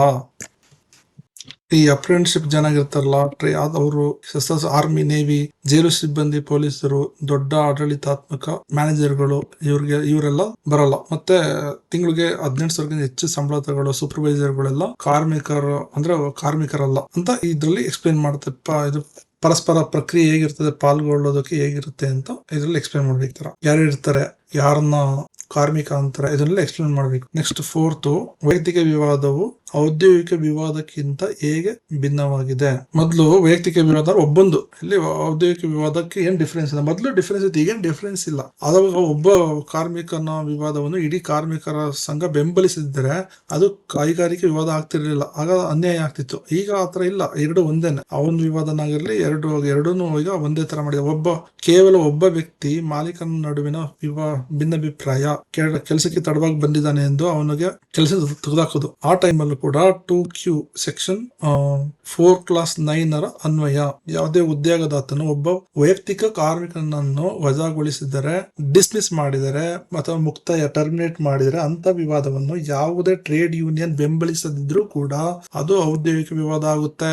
ಈ ಆಕ್ಟ್ ಪ್ರಕಾರ ರನ್ ಆಗುತ್ತೆ. ಕೇವಲ ಒಬ್ಬ ಕಾರ್ಮಿಕನೇ ನೇರವಾಗಿ ಕಾರ್ಮಿಕ ನ್ಯಾಯಾಲಯಕ್ಕೆ ಹೋಗ್ಬೋದು. ನೋಡಿ, ನಿಮ್ ಮನೆ ಹತ್ರ ಏನೋ ಗಲಾಟೆ ಆಗುತ್ತೆ, ಆಸ್ತಿ ವಿಷಯ, ಅದು ಅವರೆಲ್ಲ ಬಂದು ಈ ಕಾರ್ಮಿಕ ನ್ಯಾಯಾಲಯಕ್ಕೆ ಹೋಗಿದ್ರೆ ಅವರು ತಗೊಳ್ಳಲ್ಲ. ಬಟ್ ಈ ವಿಷಯದಲ್ಲಿ ಡೈರೆಕ್ಟ್ ಆಗಿ ಕಾರ್ಮಿಕ ನ್ಯಾಯಾಲಯಕ್ಕೆ ಹೋಗ್ಬೋದು. ಯಾಕೆ ಇಲ್ಲಿ ಹೋಗ್ಬೇಕು ಅಂದ್ರೆ ತುಂಬಾ ಸ್ಪೀಡ್ ಆಗಿ ಮಾಡ್ತಾರೆ. ಇಲ್ಲಿ ಆಲ್ಮೋಸ್ಟ್ ಕಾರ್ಮಿಕನಿಗೆ ಪರವಾಗಿನೇ ತೀರ್ಪು ಕೊಡ್ತಾರೆ, ಅವ್ನಿಗೆ ಏನೋ ತೊಂದರೆ ಆಗದಿರತ್ತ ತೀರ್ಪು ಕೊಡ್ತಾರೆ. ಸೊ ಈ ಆಕ್ಟ್ ಇವನು ಕೂಡ ಯೂಸ್ ಮಾಡ್ಕೋಬಹುದು. ಔದ್ಯೋಗಿಕ ವಿವಾದ ಅಂದ್ರೆ ಇಂಡಸ್ಟ್ರಿಯಲ್ ವಿವಾದ, ಎರಡು ಒಂದೇ. ಇದು ಕಾರ್ಮಿಕರ ದೊಡ್ಡ ಗುಂಪು ಮಾಲೀಕರ ನಡುವಿನ ಒಟ್ಟಾರೆ ವಿವಾದ. ಇದು ವೈಯಕ್ತಿಕವಾದ ಒಬ್ಬ ಕಂಪ್ಲೇಂಟ್ ಕೊಡೋದು, ಇಲ್ಲಿ ಯೂನಿಯನ್ ಕಂಪ್ಲೇಂಟ್ ಕೊಡೋದು. ಎಲ್ಲರಿಗೂ ವೇತನ ಎತ್ ಮಾಡಬೇಕು ಅಂತ ಸಾಮೂಹಿಕವಾಗಿ ಗಲಾಟೆ ಮಾಡಿ, ಸ್ಟ್ರೈಕ್ ಮಾಡಿ ಮಾಡ್ತಾರಲ್ಲ, ಇದನ್ನ ಇಂಡಸ್ಟ್ರಿಯಲ್ ಡಿಸ್ಪ್ಯೂಟ್ ಅಂತ ಹೇಳ್ತಾರೆ. ಸಂಘದ ನೇರ ಭಾಗವಹಿಕೆ ಹೊಂದಿರುತ್ತದೆ. ಬೋನಸ್, ರಜೆ, ಮುಷ್ಕರ ಮಾಡಿ ಲಾಕೌಟ್ ಇಲ್ಲ, ಕಂಪ್ನಿ ಮುಚ್ಚುವುದು ಒಳಗೊಂಡಿರುತ್ತದೆ. ಇದನ್ನ ಇಂಡಸ್ಟ್ರಿಯಲ್ ಕಂಪ್ನಿ ಮುಚ್ಚೋದ್ರಿಂದ ಮಾಲೀಕ ಮಾಡ್ತಾನೆ, ಸ್ಟ್ರೈಕ್ ನ ಕಾರ್ಮಿಕರು ಮಾಡ್ತಾರೆ. ಈ ಇಂಡಸ್ಟ್ರಿಯಲ್ ಡಿಸ್ಪ್ಯೂಟ್ ಔದ್ಯೋಗಿಕ ವಿವಾದ ಆಗ್ಬೇಕು. ಈ ವೈಯಕ್ತಿಕ ವಿವಾದ ಒಬ್ಬ ಮಾಡೋದು. ಈ ಔದ್ಯೋಗಿಕ ವಿವಾದ ಅಂತಂದ್ರ ಎಲ್ಲರೂ ಸೇರ್ಕೊಂಡು ಮಾಡ್ಬೇಕು, ಗಣನೀಯವಾಗಿ ಪಾಲ್ಗೊಳ್ಬೇಕು. ಅಂಡ್ ಆಲ್ಸೋ ಅಬೌವ್ 50% ಗಿಂತ ಜಾಸ್ತಿ ಜನ ಲೀವ್ ಹಾಕೊಂಡ್ರು ಕೂಡ, ಕ್ಯಾಶುವಲ್ ಲೀವ್ ಹಾಕೊಂಡ್ರು ಕೂಡ ಅದನ್ನು ಸ್ಟ್ರೈಕ್ ಅಂತ ಕರೀತಾರೆ. ರಾಮ ಎಂಬ ಕಾರ್ಮಿಕನು ಮಾತ್ರ ಅನ್ಯಾಯವಾಗಿ ಕೆಲಸ ಹಾಕಿರ್ತಾರೆ. ಆತ ತಾನೊಬ್ಬನೇ ಕೋರ್ಟ್ ಮೆಟ್ಟಿಲೇರಿ ಹೋರಾಟ ಮಾಡ್ತಾನೆ. ಈ ಆಕ್ಟ್ ಅಪ್ಲೈ ಆಗುತ್ತೆ. ಮೊದಲು ಅಪ್ಲೈ ಆಗ್ತಿರ್ಲಿ, ಈಗೆಲ್ಲ ಅಪ್ಲೈ ಆಗ್ತಿದೆ. ಒಬ್ಬನು ಕೂಡ ಹೋಗ್ಬೋದು. ಆದ್ರೆ ಕಾರ್ಖಾನೆ ಎಲ್ಲರಿಗೂ ಹಬ್ಬದ ಬೋನಸ್ ಕೊಡದಿದ್ರೆ, ಎಲ್ಲರೂ ಸೇರಿ ಜಗಳ ಮಾಡಿದ್ರೆ ಅದೇ ನೈಜ ಔದ್ಯೋಗಿಕ ವಿವಾದ ಆಗುತ್ತೆ. ಇನ್ನು ಹಬ್ಬನ ಮಾಡಿದ್ರೆ ಅದನ್ನು ವೈಯಕ್ತಿಕ ವಿವಾದ ಆಗುತ್ತೆ. ವೈಯಕ್ತಿಕ ವಿವಾದನು ಇಂಡಸ್ಟ್ರಿಯಲ್ ವಿವಾದ ಆಗುತ್ತೆ ಅಂತ ಈಗಾಗಲೇ ಇದ್ರಲ್ಲಿ ತಂದ್ಬಿಟ್ಟಿದ್ದಾರೆ. ಕೋರ್ಟ್ ಕೂಡ ಹೇಳಿದೆ. ಈ ಹೊಸ ಕಾನೂನಲ್ಲಿ ಬರ್ದ್ಬಿಟ್ಟಿದ್ದಾರೆ. ಸೊ ವೈಯಕ್ತಿಕ ವಿವಾದ ಔದ್ಯೋಗಿಕ ವಿವಾದದಲ್ಲೇ ಬರುತ್ತೆ. ಅದನ್ನು ಕಾನೂನು ಕಾರ್ಮಿಕರ ಕೋರ್ಟ್ಗೆ ಹೋಗ್ಬೋದು, ಕೇಳ್ಬೋದು. ಹೊಸ ಔದ್ಯೋಗಿಕ ಸಂಬಂಧಗಳ ಸಂಹಿತೆ, ಇಂಡಸ್ಟ್ರಿಯಲ್ ರಿಲೇಷನ್ ಕೋಡ್. ಅವ್ರ ಪಾತ್ರ ಏನು, ಉದ್ಯಮ ಅಂದ್ರೆ ನಿಯೋಜಕ, ಮಾಲೀಕ ಮತ್ತೆ ಕಾರ್ಮಿಕ, ಇವರ ಡೆಫಿನೇಷನ್ ಏನು ಅಂತ ನೀಟಾಗಿ ಎಕ್ಸ್ಪ್ಲೇನ್ ಮಾಡಿ ಯಾವುದೇ ಗೊಂದಲ ಇಲ್ದಂಗೆ ಕ್ಲಿಯರ್ ಮಾಡಿದೆ. ವಿಶೇಷವಾಗಿ ವೈಯಕ್ತಿಕ ಕಾರ್ಮಿಕನ ವಜಾಗೊಳಿಸುವಿಕೆಯ ವಿವಾದವನ್ನು ಯಾವುದೇ ಯೂನಿಯನ್ ಬೆಂಬಲವಿಲ್ಲದಿದ್ದರೂ ಒಬ್ಬನೇ ಹೋಗಿ ಅನ್ಯಾಯವಾಗಿರೋ ಒಬ್ಬನೇ ಕೋರ್ಟ್ ಮೆಟ್ಲೇರಿ ನ್ಯಾಯ ತಗೋಬಹುದು. ಇದು ಕೈಗಾರಿಕೆ ರಂಗದಲ್ಲಿ ಶಾಂತಿ ಸಹಕಾರ ಉತ್ಪಾದನೆಗೆ ಹೆಚ್ಚಿನ ನೆರವನ್ನು ನೀಡುತ್ತಿದೆ ಈ ತರ ಮಾಡೋದ್ರಿಂದ. ಸೊ ಏನೇನ್ ಸೆಕ್ಷನ್ ಯೂಸ್ ಮಾಡೋದು ಇದರಲ್ಲಿ, industrial relation code 2M 2P 2P 2Q 2 class ZR section 49 ಇಷ್ಟು ಸೆಕ್ಷನ್ ನ ಈ ಕ್ವಶನ್ ಗೆ ಬರೀಬೇಕು. ಸೊ ಇದು revision.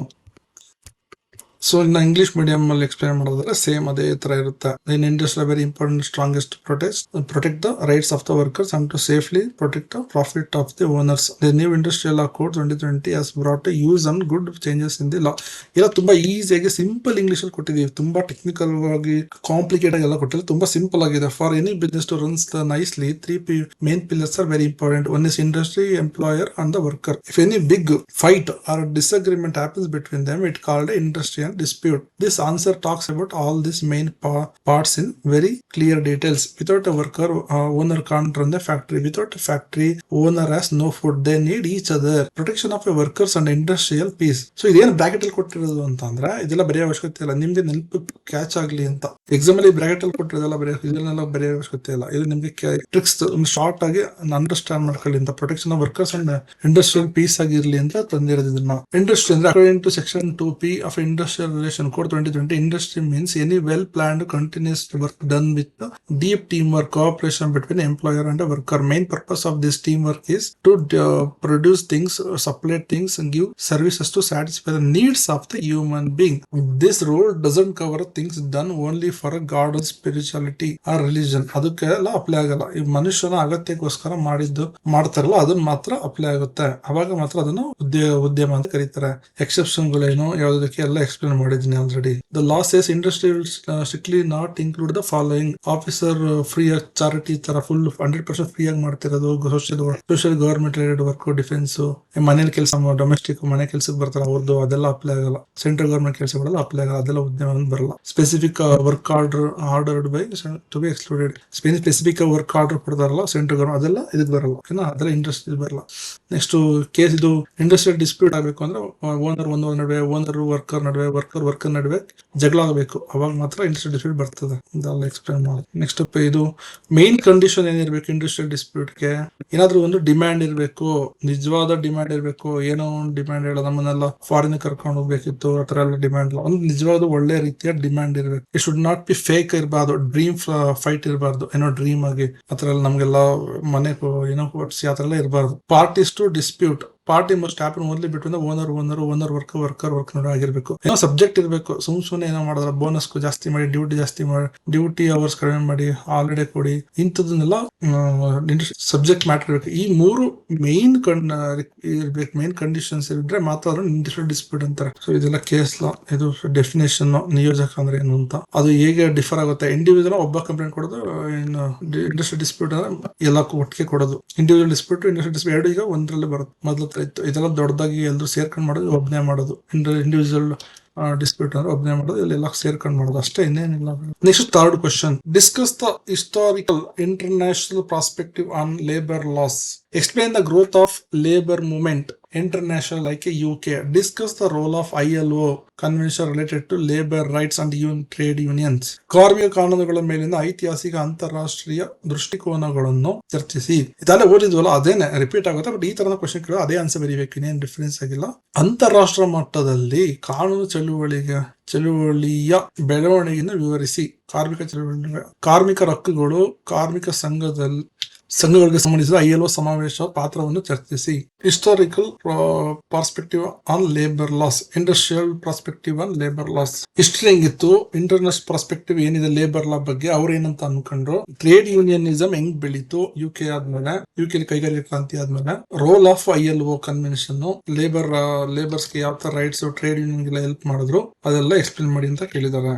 Labour laws are not just some boring set of paper rule, instead they are winning result of the mankind's non-stop fighting for human respect, equality and fair justice. ಸುಮ್ನೆ ಏನೋ boring paper sector labour ಲಾ ಅಂತ ಅಂದ್ರೆ ಈಗ ಏನಕ್ಕೋ fight ಮಾಡಿರ್ತಾರೆ ಅವರ ಉಳಿವಿಗೋಸ್ಕರ, ಅವ್ರ ಸಮಾನತೆಗೋಸ್ಕರ, ಒಳ್ಳೆ ಜಸ್ಟಿಸ್ಗೋಸ್ಕರ, ಅದಕ್ಕೋಸ್ಕರ ಹೆಲ್ಪ್ ಮಾಡೋದಕ್ಕೋಸ್ಕರ ಅವ್ರಿಗೆ ಅವ್ರ ಘನತೆಯಿಂದ ಬದುಕೋದಕ್ಕೋಸ್ಕರ ಮಾಡಿರೋ ಲಾನೇ ಲೇಬರ್ ಲಾ. ಆ ಕಾಲದಲ್ಲಿ ತುಂಬಾ ಕ್ರೂಯಲ್ ಆಗಿ ಸ್ಲೇವರಿ ಮಾಸ್ಟರ್ ಎಲ್ಲ ಇತ್ತು, ಅದನ್ನೆಲ್ಲ ತೆಗೆದು ಒಳ್ಳೆ ಕಲ್ಯಾಣ ರಾಜ್ಯ ಮಾಡೋದಕ್ಕೋಸ್ಕರ ತಂದಿರೋದು labour law. To bravely protect the poor workers from very scary exploitation of industrial revolution to strong set up their basic rights. ಇನ್ನು UK ಏನಾಯ್ತು ಅಂತಂದ್ರೆ ILO as brought shining as a biggest global protector to saving the labour rights. Industrial ILO ಒಂದು ದೊಡ್ಡದಾಗಿ ಕಾನೂನು ತಗೊಂತು. In this detailed answer, we will talk about deeply about this ILO rules.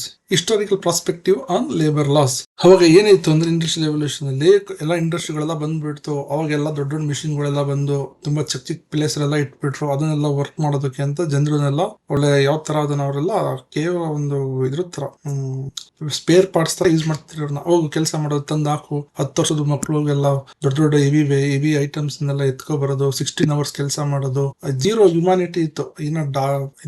Dark for almost zero money for ಏನು ದುಡ್ಡನ್ನೇ ಕೊಡ್ತಿರ್ಲಿಲ್ಲ. ತುಂಬಾ ಕಡಿಮೆ ₹1 ಕೆಲಸ ಮಾಡೋ ಆತರ ತುಂಬಾ ಕಡಿಮೆ ಅಮೌಂಟ್ಗೆ ಕೆಲಸ ಮಾಡಿಸ್ಕೊಳ್ತಾ ಇದ್ರು. ದಿ ಫಿಸಿ ಫೇರ್ ಡಾಕ್ಟ್ರಿನ್ ಅಲ್ಲಿ ಈ ಕಾರ್ಮಿಕ ಮಾಲೀಕರು ಏನೋ ಒಂದು ಅಗ್ರಿಮೆಂಟ್ ಮಾಡ್ಕೊಬಿಟ್ರೆ ಅವರಿದ್ರು ಫುಲ್ ಗವರ್ಮೆಂಟ್ ಬಿಟ್ಬಿಡ್ತಿತ್ತು. ಇದೇನು ತಲೆ ಹಾಕ್ತಿರ್ಲಿಲ್ಲ. ಅದನ್ನು ಸಿದ್ಧಾಂತ ಅಂತ ಇತ್ತು. ಅದರ ಅಲ್ಲಿ ಗವರ್ಮೆಂಟ್ ತಲೆ ಹಾಕ್ಬಾರ್ದು ಅಂತ ಇತ್ತು. ಇದೆಲ್ಲ ಹಳೇದು. ಇದು ಮೊದಲು ಈ ತರ ಇತ್ತು. ಈಗ ಏನೋ ಒಂದು ಬ್ರೆಡ್ ಕೊಡ್ತೀನಿ, ಲೈಫ್ ಟಾಂಗು ನೀನು ಕೆಲಸ ಮಾಡ್ಬೇಕು ಅಂತ ಅಗ್ರಿಮೆಂಟ್ ಮಾಡ್ಕೊಬಿಟ್ರೆ ಮುಗೀತು. ನನ್ನ ಫ್ಯೂಚರ್ ಅಲ್ಲಿ ಎಸ್ಕೇಪ್ ಆಗೋದೇ ಇಲ್ಲ. ಅಗ್ರಿಮೆಂಟ್ ಆಗಿದೆಯಲ್ವಾ, ನೀನು ಕೆಲಸ ಮಾಡ್ತಾನೆ ಇರ್ಬೇಕು ಲೈಫ್ ಲಾಂಗ್ ಅಂತ ಮಾಡಿಸ್ಕೊಳ್ತಾ ಇದ್ರು. ಆ ತರ ಎಲ್ಲ ಇತ್ತು. ಇದರೆಲ್ಲ ಮಾಡೋದ್ರಿಂದ ಎಲ್ರಿಗೂ ಕೋಪ ಬಂದ್ಬಿಡ್ತು. ಕೋಪ ಬಂದು ಎಲ್ರು ಕೂಡ ಗೇಟ್ ಹತ್ರ ಹೋಗಿ ಗಲಾಟೆ ಮಾಡಿ ಯಾರು ಕೆಲಸ ಮಾಡಬಾರ್ದು, ನಮ್ಗೆ ಇಲ್ಲಿ ತರ ಆಗ್ತಿಲ್ಲ, ನಮ್ ಕೆಲಸ ಮಾಡಕ್ಕೆ ನಮ್ಗೂ ನ್ಯಾಯ ಬೇಕು, ನಮ್ಗೂನು ಒಳ್ಳೆ ಟ್ರೀಟ್ಮೆಂಟ್ ಬೇಕು, ಒಳ್ಳೆ ಸ್ಯಾಲರಿ ಬೇಕು ಅಂತ ಎಲ್ಲ ಸ್ಟ್ರೈಕ್ ಮಾಡಕ್ ಶುರು ಮಾಡಿದ್ರು. ಮಿನಿಮಮ್ ವೇಜ್ ಬೇಕು, government strongly forced by law. ಇದರಿಂದೆಲ್ಲ ಗವರ್ಮೆಂಟ್ ಒಂದು ಲಾ ಮಾಡ್ತು.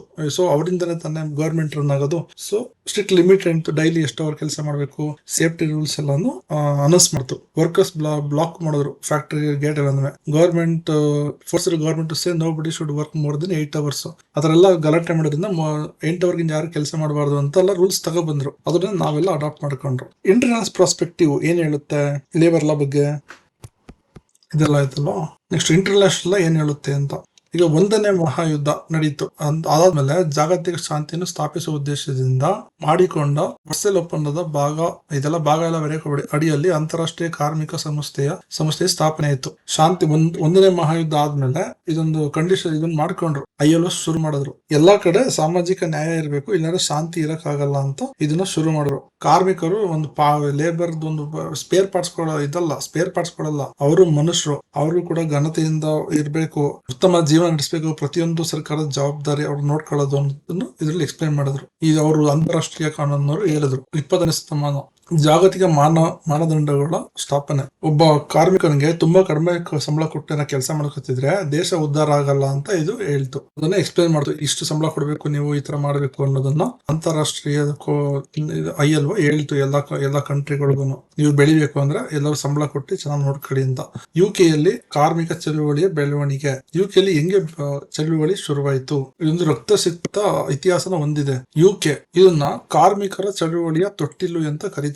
ಅದರಿಂದನೇ ಅವ್ರು ಅದು ಅಲ್ಲಿ ಕಷ್ಟಪಟ್ಟು ಗಲಾಟೆ ಮಾಡಿದಕ್ಕೇನೆ ಅವರು ILO ನಮ್ಗೆ ಎಲ್ಲಾ ಕಂಟ್ರಿ ತರ ಫಾಲೋ ಮಾಡ್ಬೇಕು ಅಂತ ಹೇಳಿ ನಮ್ ಕಂಟ್ರಿನಲ್ಲೂ ಇದೆಲ್ಲ ಬಂದಿದ್ದು. ಅವ್ರು ಅಷ್ಟು ಕಷ್ಟಪಟ್ಟು ಅದನ್ನ ತಗೊಂಡ್ರು. ಇಲ್ಲಿ UK ನಲ್ಲಿ ತುಂಬಾ ಚಳುವಳಿಗಳು, ಸ್ಟ್ರೈಕು ಎಲ್ಲ ಆಯ್ತು. ಅಲ್ಲಿ ಏನೇನಾಯ್ತು ಅಂತ ಅಂದ್ರೆ ಸ್ಟಾರ್ಟಿಂಗು ಎಲ್ಲ ಒಂದೇ ಸಲ ಕೆಲಸ ಮಾಡ್ತಿದ್ರೆ ಎಲ್ಲ ಒಗ್ಗಟ್ಟಾಗ್ಬಿಟ್ಟು ಕಂಪನಿ ಮೇಲೆ ಏನಾದ್ರು ಮಾಡ್ಬಿಡ್ತಾರಲ್ವಾ. ಅದಕ್ಕೋಸ್ಕರ ಅಲ್ಲಿ ಕಾನೂನು 1799 ಅಂದ್ರೆ 800 ಏನ್ ಮಾಡ್ತು, ಕಾರ್ಮಿಕರು ಒಗ್ಗೂಡೋದು, ಸಂಬಳ ಜಾಸ್ತಿ ಮಾಡಿ ಅಂತ.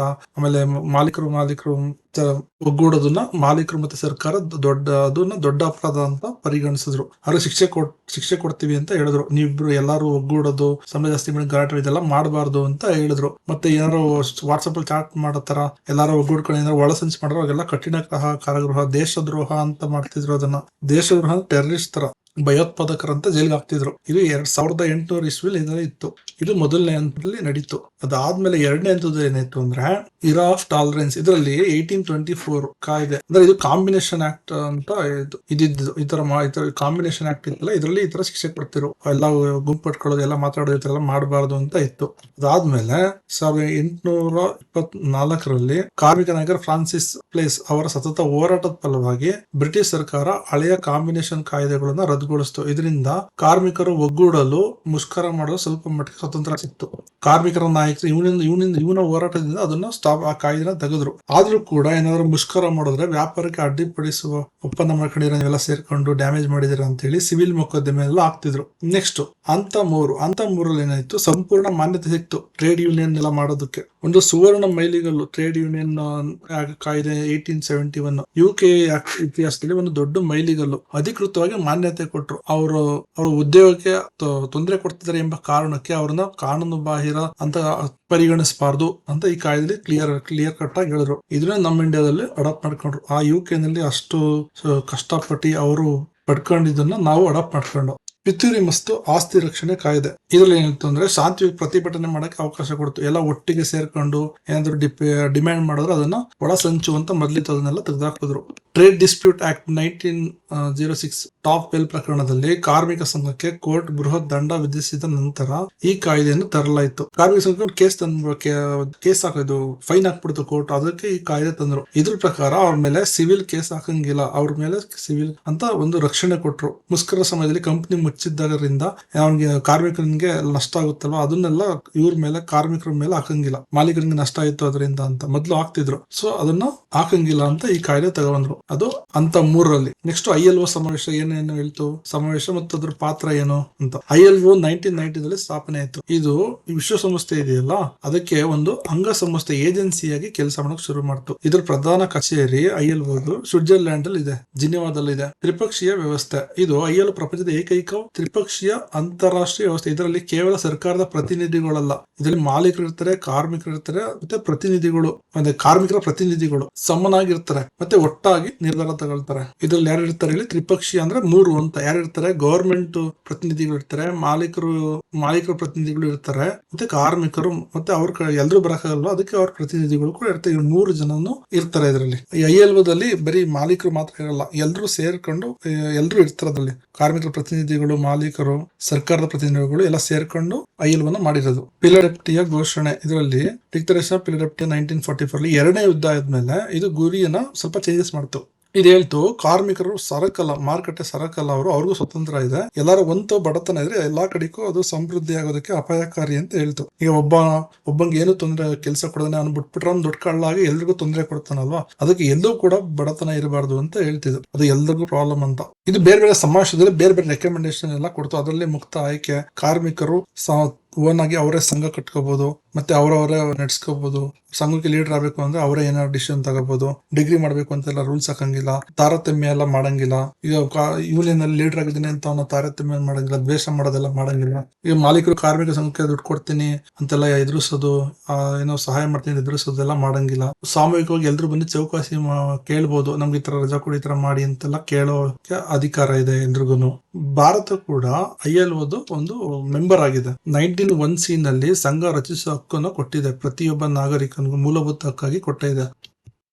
ಆದ್ರೂ ಕೂಡ ಇದರಲ್ಲಿ ಒಪ್ಪಿಕೊಂಡ್ರು ಕೂಡ ನಮ್ಮ ಗವರ್ಮೆಂಟ್ ಆರ್ಟಿಕಲ್ ಇದು ಸೆಕ್ಷನ್ 87 ಅಲ್ಲ, ಸಮಾವೇಶ 87 ಅಲ್ಲಿ ಹೇಳಿದೆಲ್ಲ, ಫ್ರೀಡಮ್ ಆಗಿ ಸಂಘ ಮಾಡಬಹುದು ಮತ್ತೆ ಚೌಕಾಸಿ ಮಾಡಬಹುದು ಅಂತ, ಇದನ್ನೆಲ್ಲ ಅನುಮೋದನೆ ಮಾಡಿಲ್ಲ ಇದು ಗವರ್ಮೆಂಟ್ ಎಂಪ್ಲಾಯೀಸ್ಗೆ ಟೆಕ್ನಿಕಲ್ ರೀಸನ್ ಇಂದ. ಆದ್ರೂ ಕೂಡ ಇದು ಕಾರ್ಮಿಕರ ಸಂಘಗಳ ಕಾಯ್ದೆ 1926 ಅಲ್ಲಿ ಈ ಸಮಾವೇಶಗಳ ಮೂಲಕ ಸ್ವಲ್ಪ ಆಡಪ್ ಮಾಡ್ಕೊಂಡಿದೆ, ಮೇಜಾರಿಟಿ ಆಡಪ್ ಮಾಡ್ಕೊಂಡಿದೆ. ಈ ಪ್ರಕರಣದಲ್ಲಿ ಏನಂತಂದ್ರೆ, Ram Prasad Vishwakarma versus industrial tribunal ನಲ್ಲಿ ಒಂದು ಕಾರ್ಖಾನೆಯಲ್ಲಿ ಕಾರ್ಮಿಕರು ಒಟ್ಟಾಗಿ ಸೇರಿ ತಮ್ಮ ಬೇಡಿಕೆಯನ್ನು ಮಂಡಿಸುತ್ತಾರೆ. ಏನ್ ಹೇಳುತ್ತೆ ಅಂದ್ರೆ, ಎಲ್ಲಾರು ಬಂದು ಮಾಡೋದಕ್ಕಿಂತ ಒಬ್ರು ಪ್ರತಿನಿಧಿಗಳು ಪ್ರತ್ಯೇಕವಾಗಿ ಬಂದು ಉದ್ಯೋಗದಾತರು ಪ್ರತಿಯೊಬ್ಬ ಕಾರ್ಮಿಕನೊಂದಿಗೆ ಪ್ರತ್ಯೇಕವಾಗಿ ಮಾಡೋದಕ್ಕಿಂತ ಒಟ್ಟಾಗಿ ಸಂಘ ಮಾಡ್ಕೊಂಡು ಸಾಮೂಹಿಕವಾಗಿ ಚೌಕಾಸಿ ಮಾಡೋದು ಕಾನೂನುಬದ್ಧ ಮತ್ತು ಸೂಕ್ತ ಅಂತ ತೀರ್ಪು ನೀಡುತ್ತದೆ. ಇದರಿಂದ ಸಂಘಕ್ಕೆ ಶಕ್ತಿ ಸಿಗುತ್ತೆ. ಇಫ್ಕೋ ಕಂಪ್ನಿ ಕೇಳಿದಿರಲ್ವಾ, ಇಫ್ಕೋ ಕಂಪ್ನಿ ಇದ್ರಲ್ಲಿ ವರ್ಸಸ್ ಇದ್ರಲ್ಲಿ ಇದು ಕೇಸ್ ಏನ್ ಹೇಳುತ್ತೆ ಅಂದ್ರೆ, ಈ ಕೇಸ್ ಹೇಳುತ್ತೆ ಒಂದ್ಸಲ ರಿಜಿಸ್ಟರ್ ಆಗ್ಬಿಟ್ರೆ ಅದನ್ನ ರದ್ದು ಮಾಡೋವರೆಗೂ ಟ್ರೇಡ್ ಯೂನಿಯನ್ ಇರ್ತವಲ್ಲ ಅದು ಕಂಟಿನ್ಯೂಷನ್ ಇರುತ್ತೆ ಅಂತ ಹೇಳುತ್ತೆ. All India bank employees association versus national industrial tribunal ಏನ್ ಹೇಳುತ್ತೆ ಅಂದ್ರೆ, ಬ್ಯಾಂಕ್ ಎಂಪ್ಲಾಯೀಸ್ ಗೆ ಸಂವಿಧಾನದಲ್ಲಿ ಕೊಟ್ಟಿರೋ ಹಕ್ಕದು ಮುಷ್ಕರ ಮಾಡೋದು ಅದನ್ನೆಲ್ಲ ತಡೆಯಂಗಿಲ್ಲ ಅಂತ ಹೇಳುತ್ತೆ. ಸಂಘ ಕಟ್ಟೋದು ಖಂಡಿತ ಮೂಲಭೂತ ಹಕ್ಕಾಗಿದೆ. ಈ ಸಂಘದ ಮೂಲಕ ರಸ್ತೆಗಿಳಿದು ಮುಷ್ಕರ ಮಾಡಿರೋ ಹಕ್ಕು ಮೂಲಭೂತ ಹಕ್ಕಲ್ಲ ಎಂದು ಸುಪ್ರೀಂ ಕೋರ್ಟ್ ಸ್ಪಷ್ಟಪಡಿಸಿದೆ. ಅಂದ್ರೆ ಏನಂತ ಹೇಳಿದೆ ಅಂದ್ರೆ, ಸಂಘ ಮಾಡೋದು ಹಕ್ಕಿದೆ, ಆದ್ರೆ ರಸ್ತೆಗಿಳಿದ್ಬಿಟ್ಟು ಮುಷ್ಕರ ಮಾಡೋದು, ರೋಡನ್ನೆಲ್ಲ ಬ್ಲಾಕ್ ಮಾಡೋದು ಮೂಲಭೂತ ಹಕ್ಕಲ್ಲ ಅಂತ ಹೇಳಿದೆ. ಶಾಂತಿಯುತವಾಗಿ ಮಾಡಬಹುದು ಅಂತ ಸುಪ್ರೀಂ ಕೋರ್ಟ್ ಕ್ಲಾರಿಟಿ ಕೊಟ್ಟಿದೆ. ಇನ್ ಫೈನಲ್ ಕನ್ಕ್ಲೂಷನ್ ಏನಂತ ಹೇಳುತ್ತೆ ಅಂದ್ರೆ, ಸಮಾವೇಶಗಳು ಇವೆಲ್ಲ right to organise and collective bargain, ಇದರ ಕೇಸ್ ಲಾಗಳು. ನೆಕ್ಸ್ಟ್ ಕನ್ಕ್ಲೂಷನ್ ಹೇಳುತ್ತೆ ಅಂದ್ರೆ, after deeply looking at the historical and usually wide international views of labour laws, it becomes a crystal clear that workers are not just a machine parts. ಅವರು machine parts ಕೊಡಲ್ಲ, ಅವ್ರಿಗೂ ಮನುಷ್ಯತ್ವ ಇದೆ, ಅವರು ಕೂಡ ಮನುಷ್ಯರು ಅಂತ ಹೇಳ್ತು. ಯುಕೆ ನಲ್ಲಿ ಆದ ದೊಡ್ಡ ದೊಡ್ಡ ಚಳುವಳಿಯಿಂದ ಅವರು ಕಷ್ಟಪಟ್ಟು ಗಲಾಟೆ ಮಾಡಿ ತುಂಬಾ ಒದ್ದಾಡಿ ಹೋರಾಟ ಮಾಡೋದ್ರಿಂದ ILO ಇದು ಸಮಾವೇಶನೆಲ್ಲ ಮಾಡಿ ಅವ್ರಿಗೂ ಸಂಘ ಕಟ್ಕೋಬಹುದು, ಅವರು ಫ್ರೀ ಆಗಿರ್ಬೋದು, ಅವರು ಬದುಕಬಹುದು ಅಂತೆಲ್ಲ ಡಿಕ್ಲೇರ್ ಮಾಡ್ತು. ಇದರಿಂದ ಬೇರೆ ಕಂಟ್ರಿಗಳು ಅದನ್ನು ಅಡಾಪ್ಟ್ ಮಾಡ್ಕೊಂಡು, in the end it stands as an absolute historical truth that incredibly strong massive trade unions are highly needed, not just for the purpose of improving the poor workers but also necessary for industrial peace. Industrially peace ಆಗಿರ್ಬೇಕು ಅಂದ್ರೆ, economy ಚೆನ್ನಾಗಿ ಬೆಳಿಬೇಕು ಅಂದ್ರೆ trade union important ಅಂತ ಹೇಳ್ತು. ಇದರಲ್ಲಿ ಈ section ಗಳನ್ನೆಲ್ಲ use ಮಾಡಿದ್ವಿ, ಆಕ್ಟಿವ್ ಸೆಕ್ಷನ್ಸ್ ನ ಯೂಸ್ ಮಾಡಿದ್ವಿ. Next second unit. Okay, in the second unit, we'll explain it in the next video. If you need us, if you need notes, you can contact us. We'll provide the complete notes. You have to take subscription for that. You can contact us on WhatsApp, on Telegram also we are available, on YouTube also we are available. You can mail me on my email ID also. Thank you. ಇದೆಲ್ಲ ತುಂಬಾ simple ಆಗಿ, natural ಆಗಿ, ತುಂಬಾ simple concept ಆಗಿದೆ. ಓಕೆನಾ, ಇದು ಈ ತರ notes IQ code special notes. ಇದು ಇನ್ನೊಂದಿದೆ, ಅದು ಲಾಂಗ್ ನೋಟ್ಸ್, ಅದು ತುಂಬಾ ಟೆಕ್ನಿಕಲ್ ವರ್ಡ್ಸ್ ಅಲ್ಲಿ ಇದೆ, ಅದನ್ನು ಓದಬಹುದು. ಅದು ತುಂಬಾ ನಂಗೆ ಟೈಮ್ ಇದೆ, ನಾನು ಓದ್ತೀನಿ, ಅರ್ಥ ಮಾಡ್ಕೊಳ್ತೀನಿ ಅಂದ್ರೆ ಅದು ಚೆನ್ನಾಗಿದೆ, ಇದು ಚೆನ್ನಾಗಿದೆ. Okay, thank you. I've shown you various different notes materials, right? See, earlier I had shown you the like Aikicode concept wise, Aikicode easy, Aikicode special notes I showed, right? This is the long notes, long answer with long answer. So in this long answer, you will see exactly like a book. Okay, the way it is written, it is like a book with full of technical words. So labor law is a body statute or statutes regulating the relationship between the employer and worker and trade unions. Labor law originated in an ancient time to protect the vulnerable workers from exploitation, to provide them the social justice. The evolution of labor law from British era to today's modern new labor codes, ಹೊಸ ಕಾರ್ಮಿಕ ಸಂಹಿತೆಗಳು, is a remarkable journey from the slavery principle of master servant to the dignified stage of equal partnership within the industry. Example, initially worker was viewed merely as a spare parts of the machine, but today it is considered as a key partner in the company's prosperity. ಅಂದ್ರೆ ಕಂಪನಿಲಿರೋ profit ಅವನಿಗೂ ಕೂಡ ಸಿಗ್ಬೇಕು ಅಂತ ಹೇಳುತ್ತೆ. Historical industrial perspective of labour loss, ಇದೆಲ್ಲ ನೋಡಿ technical words ತುಂಬಾ standard ಆಗಿದೆ, ತುಂಬಾ ಸಿಂಪಲ್ ಆಗಿರೋ ವರ್ಡ್ಸ್ ಎಲ್ಲ ಇಲ್ಲ, ಇದೆಲ್ಲ ತುಂಬಾ ಹೈಟೆಕ್ ಆಗಿದೆ. ಇದೆಲ್ಲ ತುಂಬಾ ಟೈಮ್ ಇದ್ದಾಗ ನೀಟಾಗಿ ಓದೋಕೆ ಚೆನ್ನಾಗಿರುತ್ತೆ. ಇದು ಬಟ್ ಎರಡು ಒಂದೇ ನೋಟ್ಸ್, ಯಾವ್ದನ್ನ ಬರೋದ್ರು ಆಗುತ್ತೆ. ಇದು ಲಾಂಗ್ ಆನ್ಸರ್ ನೋಟ್ಸ್ ಬರೋದ್ರು, ಇದನ್ನ ಓದಿದ್ರು ಆಗುತ್ತೆ. ಬಟ್ ಟೈಮ್ ನಿಮ್ಗೆ ಟೆಕ್ನಿಕಲ್ ವರ್ಡ್ಸ್ ತರ ಇರುತ್ತೆ, ನಿಮ್ಗೆ ಸಡನ್ ಆಗಿ ತಲೆಗೆ ಹೋಗಲ್ಲ. ಅದರ ನಾನು ಹೇಗೆ ಕ್ಲಾಸ್ ಮಾಡೋದು ಅದೇ ತರ ಇದೆ Aikicode ಸ್ಪೆಷಲ್ ನೋಟ್ಸ್. ನೀವು ಅದನ್ನ ಓದಿದ್ರೆ ಬೇಗ ನಿಮ್ಗೆ ಅಂಡರ್ಸ್ಟ್ಯಾಂಡಿಂಗ್ ಆಗುತ್ತೆ. ಓಕೆನಾ, ಇದನ್ನ Aikicode ಸ್ಪೆಷಲ್ ನೋಟ್ಸ್ ಅಂತ ಕರಿತೀವಿ. ಇದು ಇಂಗ್ಲಿಷ್ ಮೀಡಿಯಂ ಅವ್ರಿಗೆ. ಇದೇ ತರ ನಮಗೆ ಕನ್ನಡ ಮೀಡಿಯಂ ಇದೆ, ಇದೇನೆ ಕನ್ನಡ ಮೀಡಿಯಂ. ಇದು ಲಾಂಗ್ ಆನ್ಸರ್ ನೋಡಿ, ಇದು ಟೆಕ್ನಿಕಲ್ ವರ್ಡ್ಸ್ ಇದೆ, ಫುಲ್ ಬುಕ್ಸ್ ಇರತ್ತರ ನೋಡಿ. ಇದಕ್ಕೂ ಯಾವ ತರ ಇದೆ, ಕಾರ್ಮಿಕ ಕಾನೂನು ಎಂಬುದು ಕಾರ್ಮಿಕರು ನಡುವಿನ ಸಂಬಂಧ ನಿಯಂತ್ರಿಸುವ ಶಾಸನದ ಗುಂಪಾಗಿದೆ. ಪ್ರಾಚೀನ ಕಾಲದಲ್ಲಿ ದುರ್ಬಲರಾಗಿದ್ದ ಶೋಷಣೆ ರಕ್ಷಿಸಲು ಅವರಿಗೆ ಸಮಾನದ ನ್ಯಾಯವನ್ನು ಒದಗಿಸಲು ಜನ್ಮ ತಾಳಿದ್ದ ಬ್ರಿಟಿಷ್ ಆಳ್ವಿಕೆಯ ಕಾಲದಿಂದ ಇಂದಿನ ಆಧುನಿಕ ಹೊಸ ಕಾರ್ಮಿಕ ಸಂಹಿತೆಗಳವರೆಗೆ ಕಾರ್ಮಿಕ ಕಾನೂನುಗಳ ಬೆಳವಣಿಗೆಯು ಯಜಮಾನ ಸೇವಕ ಎಂಬ ಗುಲಾಮಗಿರಿ ತತ್ವದಿಂದ ಕೈಗಾರಿಕೆಯಲ್ಲಿ ಸಮಾನ ಪಾಲುದಾರಿಕೆ ಎಂಬ ಗೌರವದ ಹಂತಕ್ಕೆ ಬೆಳೆದು ಅದ್ಭುತ ಪಯಣವಾಗಿದೆ. ಮೊದಲು ಕಾರ್ಮಿಕರನ್ನು ಯಂತ್ರದ ಬಿಡಿ ಭಾಗದಂತೆ ಕಾಣಲಾಗಿತ್ತು, ಆದರೆ ಇಂದು ಅದನ್ನು ಕಂಪನಿಯ ಏಳಿಗೆಯ ಪ್ರಮುಖ ಪಾಲುದಾರ ಎಂದು ಪರಿಗಣಿಸಲಾಗುತ್ತದೆ. ಎರಡು ಆಲ್ಮೋಸ್ಟ್ ಕನ್ನಡ ಅದು ಇದು ಸೇಮ್ ಇದೆ, ಬಟ್ ಇನ್ನೂ ಸಿಂಪಲ್ ಆಗಿ Aikicode ಸ್ಪೆಷಲ್ ನೋಟ್ಸ್ ಅಲ್ಲಿ ತುಂಬಾ ಸಿಂಪಲ್ ಆಗಿ ಎಕ್ಸ್ಪ್ಲೇನ್ ಮಾಡಿದೀವಿ. ನಾವು ಕ್ಲಾಸ್ ಅಲ್ಲಿ ಹೇಗೆ ಎಕ್ಸ್ಪ್ಲೇನ್ ಮಾಡ್ತೀವಿ ಅದೇ ತರ ಸೇಮ್, ಅದೇ ಸ್ಟೆಪ್, ಏನು ಚೇಂಜ್ ಇಲ್ಲ, ಸೇಮ್ ಅದೇ ಇದೆ. ಸಿಂಪಲ್ ಎಕ್ಸ್ಪ್ಲೇನ್ ಮಾಡಿದ್ವಿ Aikicode ಸ್ಪೆಷಲ್ ನೋಟ್ಸ್ ಅಲ್ಲಿ. ಇದು ಸ್ವಲ್ಪ ಟೆಕ್ನಿಕಲ್ ಆಗಿ ಇದೆ, ಏನಿಲ್ಲ. ಇನ್ನು ಓಕೆ ಎಲ್ಲಾನು ತುಂಬಾ ಇದೆ, ಎಷ್ಟೊಂದು ಕ್ಲಾಸ್ ಇದೆ, ಇದೆಲ್ಲ ಹೆಂಗ್ ಸರ್ ಓದೋದು ಅಂತ ತುಂಬಾ ಟೆನ್ಷನ್ ಮಾಡ್ಕೊಂಡಿರ್ತಲ್ವಾ, ಅದಕ್ಕೆ ನಮ್ಮ ಹತ್ರ ಈ ತರ ಇದೆ ನೋಡಿ ಸಮ್ಮರಿ. ಇದೆಲ್ಲ ಫುಲ್ ಸಿಂಪಲ್ ಆಗಿ ಶಾರ್ಟ್ ಆಗಿದೆ ಎಕ್ಸಾಮ್ಗೆ, ಓನ್ಲಿ ಹೆಡ್ಲೈನ್ಸ್. ಕೆಲವರು ನಮ್ಮ ಸ್ಟೂಡೆಂಟ್ಸ್ ಕೇಳ್ತಾರೆ ಸರ್ ಎಲ್ಲ ಓದೋಕೆ ಟೈಮ್ ಇಲ್ಲ ಸರ್, ಹೆಡ್ಲೈನ್ ಕೊಡಿ ಸರ್, ಹೆಡ್ಲೈನ್ ಕೊಟ್ಬಿಡಿ ನಮ್ಗೆ ಅಂತ. ಸೊ ಅದಕ್ಕೆ ಹೆಡ್ಲೈನ್ ಕೂಡ ರೆಡಿ ಇದೆ. ಇದೇ ಹೆಡ್ಲೈನ್, ಅದೇ ಕ್ವಶನ್, ಅದೇ ಆನ್ಸರ್, ಏನು ಚೇಂಜ್ ಇಲ್ಲ. ಇದೇನೋ ತಂದ್ಬಿಟ್ರು ಹೊಸ್ತಾಗಿ ಅಂತಿಲ್ಲ, ಎಕ್ಸಾಕ್ಟ್ ಕಂಪೇರ್ ಮಾಡಿ same answer, same question, same points ಇದೆ. ಇಷ್ಟನ್ನು ಬರೆದ್ರು ನೀವು ಪಾಸ್ ಹೋಗ್ತೀರಾ, ಓಕೆನಾ? ಇಷ್ಟು ಬರೆದ್ರು ಪಾಸ್ ಹೋಗ್ತೀರಾ. ಐತಿಹಾಸಿಕ, ಅಂತಾರಾಷ್ಟ್ರೀಯ ದೃಷ್ಟಿಕೋನ, ಕೈಗಾರಿಕಾ ಕ್ರಾಂತಿ, ಸಂವಿಧಾನಿಕ ಚೌಕಟ್ಟು, ಹೊಸ ಕಾರ್ಮಿಕ ಸಂಹಿತೆ, ಇದೆಲ್ಲ ತುಂಬಾ ಶಾರ್ಟ್ ಆಗಿ ಬರ್ಬಿಟ್ಟು ಈ ಕ್ವಶನ್ ಫುಲ್ ಶಾರ್ಟ್ ಆಗಿ ಬರ್ಬೇಕು ಕನ್ನಡ ಮೀಡಿಯಂಗೆ. ಅದೇ ತರ ಇಂಗ್ಲಿಷ್ ಮೀಡಿಯಂಗೂ ಇದೆ. ಇದು ಲಾಂಗ್ ಶಾರ್ಟ್ ಆನ್ಸರ್ ಇದೆ ಇಂಗ್ಲಿಷ್ ಮೀಡಿಯಂ. ನೋಡಿ ಎಷ್ಟು ಪೇಜ್ ಇದೆ, ಟೋಟಲಿ 11 pages ಇದೆ ಅಷ್ಟೇ. ಎಲ್ಲ ಓನ್ಲಿ ಹೆಡ್ಲೈನ್ಸ್ ಇದೆ, ಸೇಮ್ ಆನ್ಸರ್, ಓನ್ಲಿ ಹೆಡ್ಲೈನ್ಸ್ ಇದೆ. ತುಂಬಾ ಶಾರ್ಟ್ ಆಗಿದೆ. ಇದನ್ನೆಲ್ಲ ನೀವು ಎಕ್ಸ್ಪ್ಯಾಂಡ್ ಮಾಡ್ಕೊಂಡು ನಿಮ್ಮ ಓನ್ ವರ್ಡ್ಸ್ ಬರೋದಾಗುತ್ತೆ. ಬಟ್ ಈ ವರ್ಡ್ಸ್ ಎಲ್ಲ ಇರ್ಬೇಕು ಎಕ್ಸಾಮ್ ಅಲ್ಲಿ. ಟ್ರಾನ್ಸಿಷನ್, ಸ್ಲೇವಿಂಗ್ ಟು ದಿ ಪಾರ್ಟ್ನರ್ಶಿಪ್, ಅಂದ್ರೆ ಸ್ಲೇವರಿ ತರ ಈಗ ಪಾರ್ಟ್ನರ್ ತರ ಆಗಿದ್ದಾರೆ, ಬೋನಸ್ ತಗೊಳ್ಳೋ ಲೆವೆಲ್ ಬೆಳೆದಿದ್ದಾರೆ ಅಂತ. Historical, international prospective, protection of evolution journey, ಅದ್ ಹೆಂಗ್ ಬೆಳೀತು ಅಂತ ಬರೀಬೇಕು. ನೆಕ್ಸ್ಟ್ ಹಿಸ್ಟಾರಿಕಲ್ ಪ್ರಾಸ್ಪೆಕ್ಟಿವ್ ಏನಿತ್ತು, ಇಂಟರ್ನ್ಯಾಷನಲ್ ಪ್ರಾಸ್ಪೆಕ್ಟಿವ್ ಏನಿತ್ತು, ಮತ್ತೆ ಸ್ಲೇವರ್ ಇತ್ತು, ಆಮೇಲೆ ಗ್ಲಿಡ್ ಸಿಸ್ಟಮ್ ಅಂತು, ಅದು ಸ್ವಲ್ಪ ಪ್ರೊಟೆಕ್ಷನ್ ಕೊಟ್ಟರು. ಅದಕ್ಕಿಂತ ನೆಕ್ಸ್ಟ್ ಲೆವೆಲ್ ಅಲ್ಲಿ ಇಂಟರ್ನ್ಯಾಷನಲ್ ಪ್ರಾಸ್ಪೆಕ್ಟಿವ್ ಅಲ್ಲಿ ಇದು ಡಿಕ್ಲೇರ್ ಮಾಡಿದ್ರು ಫೆಸಿಲಿಟಿ ಅಂತ.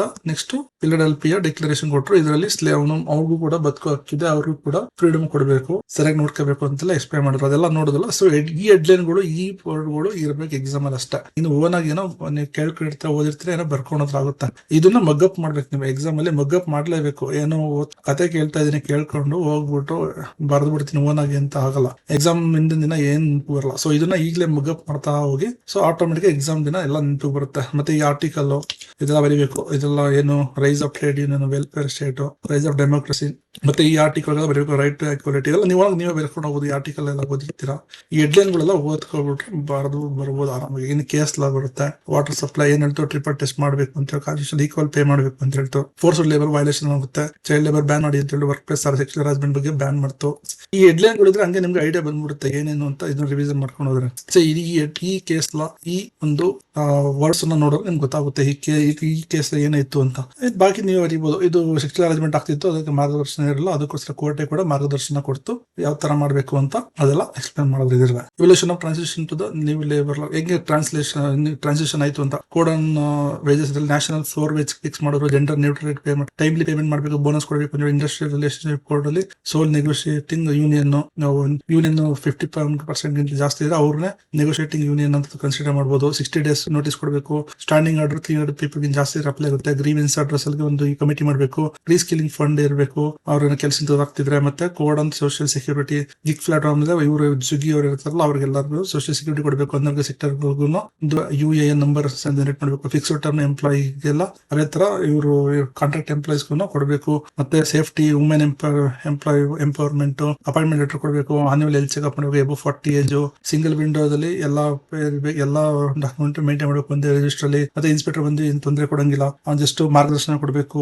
MP ಇವ್ರಿಗೆ, ಯಾರಿಗೆ, ಕಂಪ್ನಿ ಓನರ್ಗಳಿಗೆ, ಆತರ ಎಲ್ಲ ಇದೆಲ್ಲ ಎಕ್ಸ್ಪ್ಲೇನ್ ಮಾಡ್ಕೊಂಡು ಹೋದ್ರೆ ಮುಗೀತು ಒಂದು ಕ್ವಶನ್. ಇಷ್ಟ ಈ ಹೆಡ್ಲೈನ್ ಗಳು ಕಂಪಲ್ಸರಿ ಮಗಪ್ ಮಾಡ್ಬಿಟ್ರೆ ಒಳ್ಳೆ ಮಾರ್ಕ್ಸ್ ಬಂದ್ಬಿಡುತ್ತೆ. ಇವೇನ್ ಜಾಸ್ತಿ ವರಿ ಮಾಡ್ಕೊಳ್ಳೋ ಅವಶ್ಯಕತೆ ಇರಲ್ಲ. ಮತ್ತೆ ಡಿಫೈನ್ ದ ಇಂಡಸ್ಟ್ರಿ ಎಸೆನ್ಷಿಯಲ್ ಅಂತ ಇದೆ. ಇದೇ ತರ ಇದಕ್ಕೆ ಏನು 3 ಫಂಡಮೆಂಟಲ್ ಎಕನಾಮಿಕ್ ಪಿಲ್ಲರ್ ಏನೇನದು ಇಂಡಸ್ಟ್ರಿ ಡಿಸ್ಪ್ಯೂಟ್ ಅಲ್ಲಿ ಲೇಬರ್, ವರ್ಕರ್, ಇಂಡಸ್ಟ್ರಿ ಇರುತ್ತೆ. ಮತ್ತೆ ಸಿಸ್ಟಮೆಟಿಕ್ ಆಕ್ಟಿವಿಟಿ ಇರಬೇಕು. ಇದು ಇಂಡಸ್ಟ್ರಿ ಆಗಬೇಕು, ಸಿಸ್ಟಮೆಟಿಕ್ ಆಕ್ಟಿವಿಟಿ ಇರಬೇಕು. ಎಂಪ್ಲಾಯರ್ ಕೋಆಪರೇಷನ್ ಇರಬೇಕು. ಪ್ರಾಫಿಟ್ ಇದು ಸ್ಟ್ರಿಕ್ಟ್ಲಿ ನಾಟ್ ಮ್ಯಾಂಡೇಟರಿ, ಏನ್ ಬೇಕಾಗಿಲ್ಲ, ಚಾರಿಟಬಲ್ ಗಿಲ್ಲ, ಅಪ್ಲೈ ಆಗೋದಿಲ್ಲ. ಇದು ಒಂದು ಸೇವೆ ಇಲ್ಲ, ಉತ್ಪಾದನೆ ಏನಾರ ಮಾಡ್ತಿರ್ಬೇಕು. ಲ್ಯಾಂಡ್ ಮಾರ್ಕ್ ಎಲ್ಲ ಬರೀಬೇಕು. ಇನ್ನು ಇದೆಲ್ಲ ಬರ್ಕೊಂಡ್ರೆ ಅಷ್ಟೇನೆ ಎಕ್ಸಾಮ್ ಇಷ್ಟನ್ನೇ ನೋಡೋದು. ಇನ್ನು ಬಾಕಿದೆಲ್ಲ ಏನೋ ಬರ್ಕೊಂಡ್ರು ಓನ್ ಆಗಿ ಮಾರ್ಕ್ಸ್ ಸಿಗುತ್ತೆ, ಆರಾಮ ಪಾಸ್ ಆಗ್ತೀರಾ. Next essential requisite for industry dispute ಏನೇನು ರಿಕ್ವಿಸಿಟ್ ಬೇಕು, ಎಂಪ್ಲಾಯರ್ ನಡುವೆ ಆಗಿರ್ಬೇಕು, ವರ್ಕರ್ ನಡುವೆ ಆಗಿರ್ಬೇಕು. ಮತ್ತೆ ಡಿಸ್ಪ್ಯೂಟ್ ರಿಯಲ್ ಆಗಿರ್ಬೇಕು. Parties to dispute valid recognisation ಇರಬೇಕು ಪಾರ್ಟೀಸ್ಗೆ. ಔಟ್ಸೈಡ್ ಪರ್ಸನ್ ಎಲ್ಲ ಬರಂಗಿಲ್ಲ. ಮತ್ತೆ ಯಾವ್ದ್ರ ಬಗ್ಗೆ, ವೇಜ್ ಬಗ್ಗೆ, ಬೋನಸ್ ಬಗ್ಗೆ, ಟರ್ಮಿನೇಷನ್ ಇದ್ರ ಬಗ್ಗೆನೇ ಡಿಸ್ಪ್ಯೂಟ್ ಆಗಿರ್ಬೇಕು. ಬೇರೆ ಏನೋ ಒಂದು ಕತೆ ಹೇಳ್ಕೊಂಡಿಲ್ಲ ಬರಬಾರ್ದು. ಆಮೇಲೆ ಏರಿಯಾ ಆಫ್ ಇಂಟ್ರಾಕ್ಷನ್, ಇಂಡಸ್ಟ್ರಿಯಲ್ ಏನೇನು continuation of interaction, industry battle ground, ಇದು ಇಂಡಸ್ಟ್ರಿ ಅಲ್ಲಿ ಏನೋ ಡಿಸ್ಪ್ಯೂಟ್ ಆಗುತ್ತೆ. ಅವಾಗ ಯಾರ್ಯಾರು ಇರ್ತಾರೆ, ಎಂಪ್ಲಾಯರ್ ಇರ್ತಾರೆ, ವರ್ಕರ್ ಇರ್ತಾರೆ. ಇದರಲ್ಲಿ ಇದಕ್ಕೆ ಇಂಡಸ್ಟ್ರಿ ಇದರಲ್ಲಿ ಯಾರ್ಯಾರು ಪಾರ್ಟಿಸಿಪೇಟ್ ಮಾಡಬಹುದು ಇಂಡಸ್ಟ್ರಿ ಡಿಸ್ಪ್ಯೂಟ್ ಅಲ್ಲಿ ಔಟ್ಸೈಡ್ ಪರ್ಸನ್, ಆರ್ಮಿ ಪರ್ಸನ್ ಇವರಿಗೆಲ್ಲ ಅಪ್ಲೈ ಆಗಲ್ಲ. ಇದು ಓನ್ಲಿ ಯಾರು ಕೆಲಸ ಮಾಡಿ ಅವ್ರಿಗೆ ಮಾತ್ರ ಅಪ್ಲೈ ಆಗುತ್ತೆ. ಇಂಡಿವಿಜುವಲ್ ಡಿಸ್ಪ್ಯೂಟ್, ಇಂಡಸ್ಟ್ರಿ ಡಿಸ್ಪ್ಯೂಟ್ ಏನ್ ಡಿಫರೆನ್ಸ್? ಇದರಲ್ಲಿ ಏನಿಲ್ಲ, ಸಿಂಗಲ್ ಪರ್ಸನ್ ಅಪ್ಲೈ ಆಗುತ್ತೆ, ಇಬ್ಬರಿಗೂ ಅಪ್ಲೈ ಆಗುತ್ತೆ. Nature single worker, massive collection dispute ಅಂದ್ರೆ ಎಲ್ರಿಗೂ. ಇಬ್ರು ಡಿಫರೆನ್ಸ್ ಏನಂದ್ರೆ ಇಲ್ಲಿ ತುಂಬಾ ಜನ ಸೇರ್ಕೊಂಡು ಹೋಗ್ತಾರೆ, ಇಲ್ಲಿ ಒಬ್ಬೊಬ್ಬನೇ ಕೆಲಸ, ಒಬ್ಬೊಬ್ಬನೇ ಕೋರ್ಟ್ಗೆ ಇದು ಡಿಮ್ಯಾಂಡ್ ಮಾಡ್ತಾನೆ. ಇದಕ್ಕೆ ಯೂನಿಯನ್ ಸಪೋರ್ಟ್ ಬೇಕಾಗಿಲ್ಲ, ಈ ಒಬ್ಬನೇ ಹೋಗಿ ಮಾಡಬಹುದು. ಇಲ್ಲಿ ಯೂನಿಯನ್ ಸಪೋರ್ಟ್ ಎಲ್ಲರೂ ಹೋಗ್ತಾರೆ. Subject matter single job termination ಮಾಡಿದ್ರೆ, ವೇಜ್ ಬೋನಸ್ ಸ್ಟ್ರೈಕ್ ಬಗ್ಗೆ. ಆದ್ರೆ ಇಂಡಸ್ಟ್ರಿ ಡಿಸ್ಪ್ಯೂಟ್ ಹೋಗುತ್ತೆ. ಇದಕ್ಕೆ ಎಲ್ಲರಿಗೂ ಬೇಕಲ್ವಾ ಸಾಲ ಜಾಸ್ತಿ ಮಾಡೋದು. ಇಲ್ಲ ಒಬ್ಬನ್ ತೆಗ್ದಿದ್ರೆ ಅವ್ನ ಒಬ್ಬನೇ ಹೋಗಿ ಕೇಸ್ ಹಾಕಿದ್ರೆ ಇಂಡಿವಿಜುವಲ್ ಡಿಸ್ಪ್ಯೂಟ್ ಆಗುತ್ತೆ. ಅಷ್ಟೇ, ಮುಗಿತಾ. ಇಷ್ಟೇ ಬೇಕಾಗಿರೋದು. ಅಷ್ಟೊಂದೆಲ್ಲ ಕತೆ ಹೇಳೋದು ಎಲ್ಲ ಬೇಕಾಗಿಲ್ಲ, ಇಷ್ಟನ್ನು ಬರೆದ್ರೆ ಆಯ್ತಿತ್ತು. ನೆಕ್ಸ್ಟ್ ಫಸ್ಟ್ ಥರ್ಡ್ ಕ್ವಶನ್ ಅಲ್ಲೂ ಅದೇ ತರ ಇದು ಹಿಂಗೆ ಡಿಸ್ಕಷನ್ ಆಯ್ತು, ರಿವ್ಯಾಲ್ಯೂಷನ್ ಆಯ್ತು, ಲಾಂಗ್ ಟರ್ಮ್ ಅವರು ವೇಜಸ್, ಮ್ಯಾಸಿವ್ ಸ್ಟ್ರೈಕ್ ಆಯ್ತು, ಅಂತ ಒಂದು ಅಂತ ಟು ಪೇಸ್ ಬಂದಿದೆ, ಕಾಂಬಿನೇಷನ್ ಆಕ್ಟ್ ತಂದ್ರು. ಆಮೇಲೆ ಅದನ್ನ ರಿಜಿಸ್ಟರ್ ಮಾಡಿದ್ರು, ಟ್ರೇಡ್ ಯೂನಿಯನ್ ಎಲ್ಲ ರೆಕ್ರೂಟೈಸ್ ಮಾಡಿದ್ರು, ಮತ್ತೆ ವರ್ಕರ್ಸ್ ಕಮಿಟಿ ಮಾಡಿದ್ರು. ಇಷ್ಟೇ ಇದು ಇಂಪಾರ್ಟೆಂಟ್ ಪಾಯಿಂಟ್ಸ್. ಥರ್ಡ್ ಕ್ವಶನ್ ಗೆ ಇಷ್ಟ ಹೇಳೋದು. ಫಸ್ಟ್ ಯೂನಿಟ್ ಥರ್ಡ್ ಕ್ವಶನ್ ಇದೆಲ್ಲ ಸೇಮ್ ಅದರಲ್ಲಿಂದನೇ ನಾನು ಪ್ರಿಪೇರ್ ಮಾಡಿರೋದು. Same Kannada medium. ಅದೇ ನಕಾರಾತ್ಮಕ ಏನಾಯ್ತು, ಸಕಾರಾತ್ಮಕ ಕ್ರಾಂತಿಯಿಂದ ದುಡಿಯೋದು, ಮತ್ತೆ ಇದು ಮೂಲಭೂತ ಹಕ್ಕುಗಳು ಸೆಕ್ಷನ್ಗಳು ಹಿಡಿಬೇಕು, ಮತ್ತೆ ಮಾರ್ಗದರ್ಶನ ಕೊಟ್ಟರು. ಸೆಕೆಂಡ್ ಯೂನಿಟ್ ಫುಲ್ ಹೆಡ್ಲೈನ್ಸ್ ಒಂದ್ ಸ್ವಲ್ಪ ಸೈಡ್ ಅಲ್ಲಿ ಸ್ವಲ್ಪ ಎಕ್ಸ್ಪ್ಲನೇಷನ್ ಮಾಡಿ ನೋಡಿ. ಸೊ ಇದನ್ನ ಸ್ವಲ್ಪ ನೋಡ್ಕೊಂಡ್ರೆ ನಿಮ್ಗೆ ಹಂಗೆ ಕ್ಯಾಚ್ ಆಗ್ಬಿಡುತ್ತೆ. ಎಕ್ಸಾಮ್ ರಿವಿಷನ್ ಮಾಡ್ತಾ ಹೋದ್ರೆ ನಿಮ್ಗೆ ಇಷ್ಟೇ ಓದಕ್ಕಾಗೋದು. ನೀವು ಜಾಸ್ತಿ ಡೀಪ್ ಆಗಿ ಟೈಮ್ ಸ್ಪೆಂಡ್ ಮಾಡಿಲ್ಲ, ಬರೀ ಎಕ್ಸಾಮ್ಗೆ ಒಂದು 5 days ಇದ್ದಂಗೆ ಓದ್ತಾ ಇದೀನಿ, ಮಂತ್ ಇನ್ನು ಹಾಗೆ ಒಂದೊಂದು ಇದ್ದಂಗೆ ಓದ್ತಾ ಇದೀನಿ ಅಂದ್ರೆ ನಿಮ್ಗೆ ಇಷ್ಟೇ ಓದಕ್ಕಾಗೋದು. ನೀವು ಎಲ್ಲ ಓದಕ್ ಹೋದ್ರೆ ಅದೆಲ್ಲ ನಿಮ್ಗೆ ಬರೋದು ಇಲ್ಲ, ಏನು ಇಲ್ಲ. ಸೊ ರಿವಿಷನ್ಗೆ ಇದು ತುಂಬಾ ಇಂಪಾರ್ಟೆಂಟ್. ಈ ನೋಟ್ಸ್ ತಗೊಳ್ಳೇಬೇಕು, ನೋಡ್ಲೇಬೇಕು. ಈಗ ರಿವಿಷನ್ಗೆ ಇದೇ ಇಂಪಾರ್ಟೆಂಟ್. ಅದನ್ನ ಓದ್ಬೋದು, ಬಟ್ ರಿವಿಷನ್ಗೆ ತುಂಬಾ ಕ್ವಿಕ್ ಆಗಿ ಆರಾಮಾಗಿ ಮಾಡ್ಬೋದು. ನೋಡಿ ಎಲ್ಲ 5th ಮುಗಿತಲ್ಲ, ಇಷ್ಟೇ ಇರೋದು ಆಲ್ರೆಡಿ 12 pages. ನೆಕ್ಸ್ಟ್ ಇದು ಯೂನಿಟ್ 5th ಅಲ್ಲಿ 4th ಕ್ವಶನ್ ಇದೇ ತರ ಎಲ್ಲದಕ್ಕೂ ಎಲ್ಲ ಇದು ಲಾಂಗ್ ಇದು ಇಂಗ್ಲಿಷ್ ಮೀಡಿಯಂ. ನೆಕ್ಸ್ಟ್ ಇದೆಲ್ಲ ಇದೆ, ನಿಮ್ಗೆ ಬೇಕಿದ್ರೆ ತಗೊಳ್ಳಿ. Okay, thank you very much. Now we are going to discuss about the problems of Labor Law 1 of second semester course 2 KSLU 3 LLB program. And this we are going to discuss the problems of related to KSLU second semester course 2 Labor and Industrial Law 1 problems of real exam questions. See, we are also having summarized one. This is summarized of problems. This if you study also, that is absolutely fine. There are only 10 pages in this.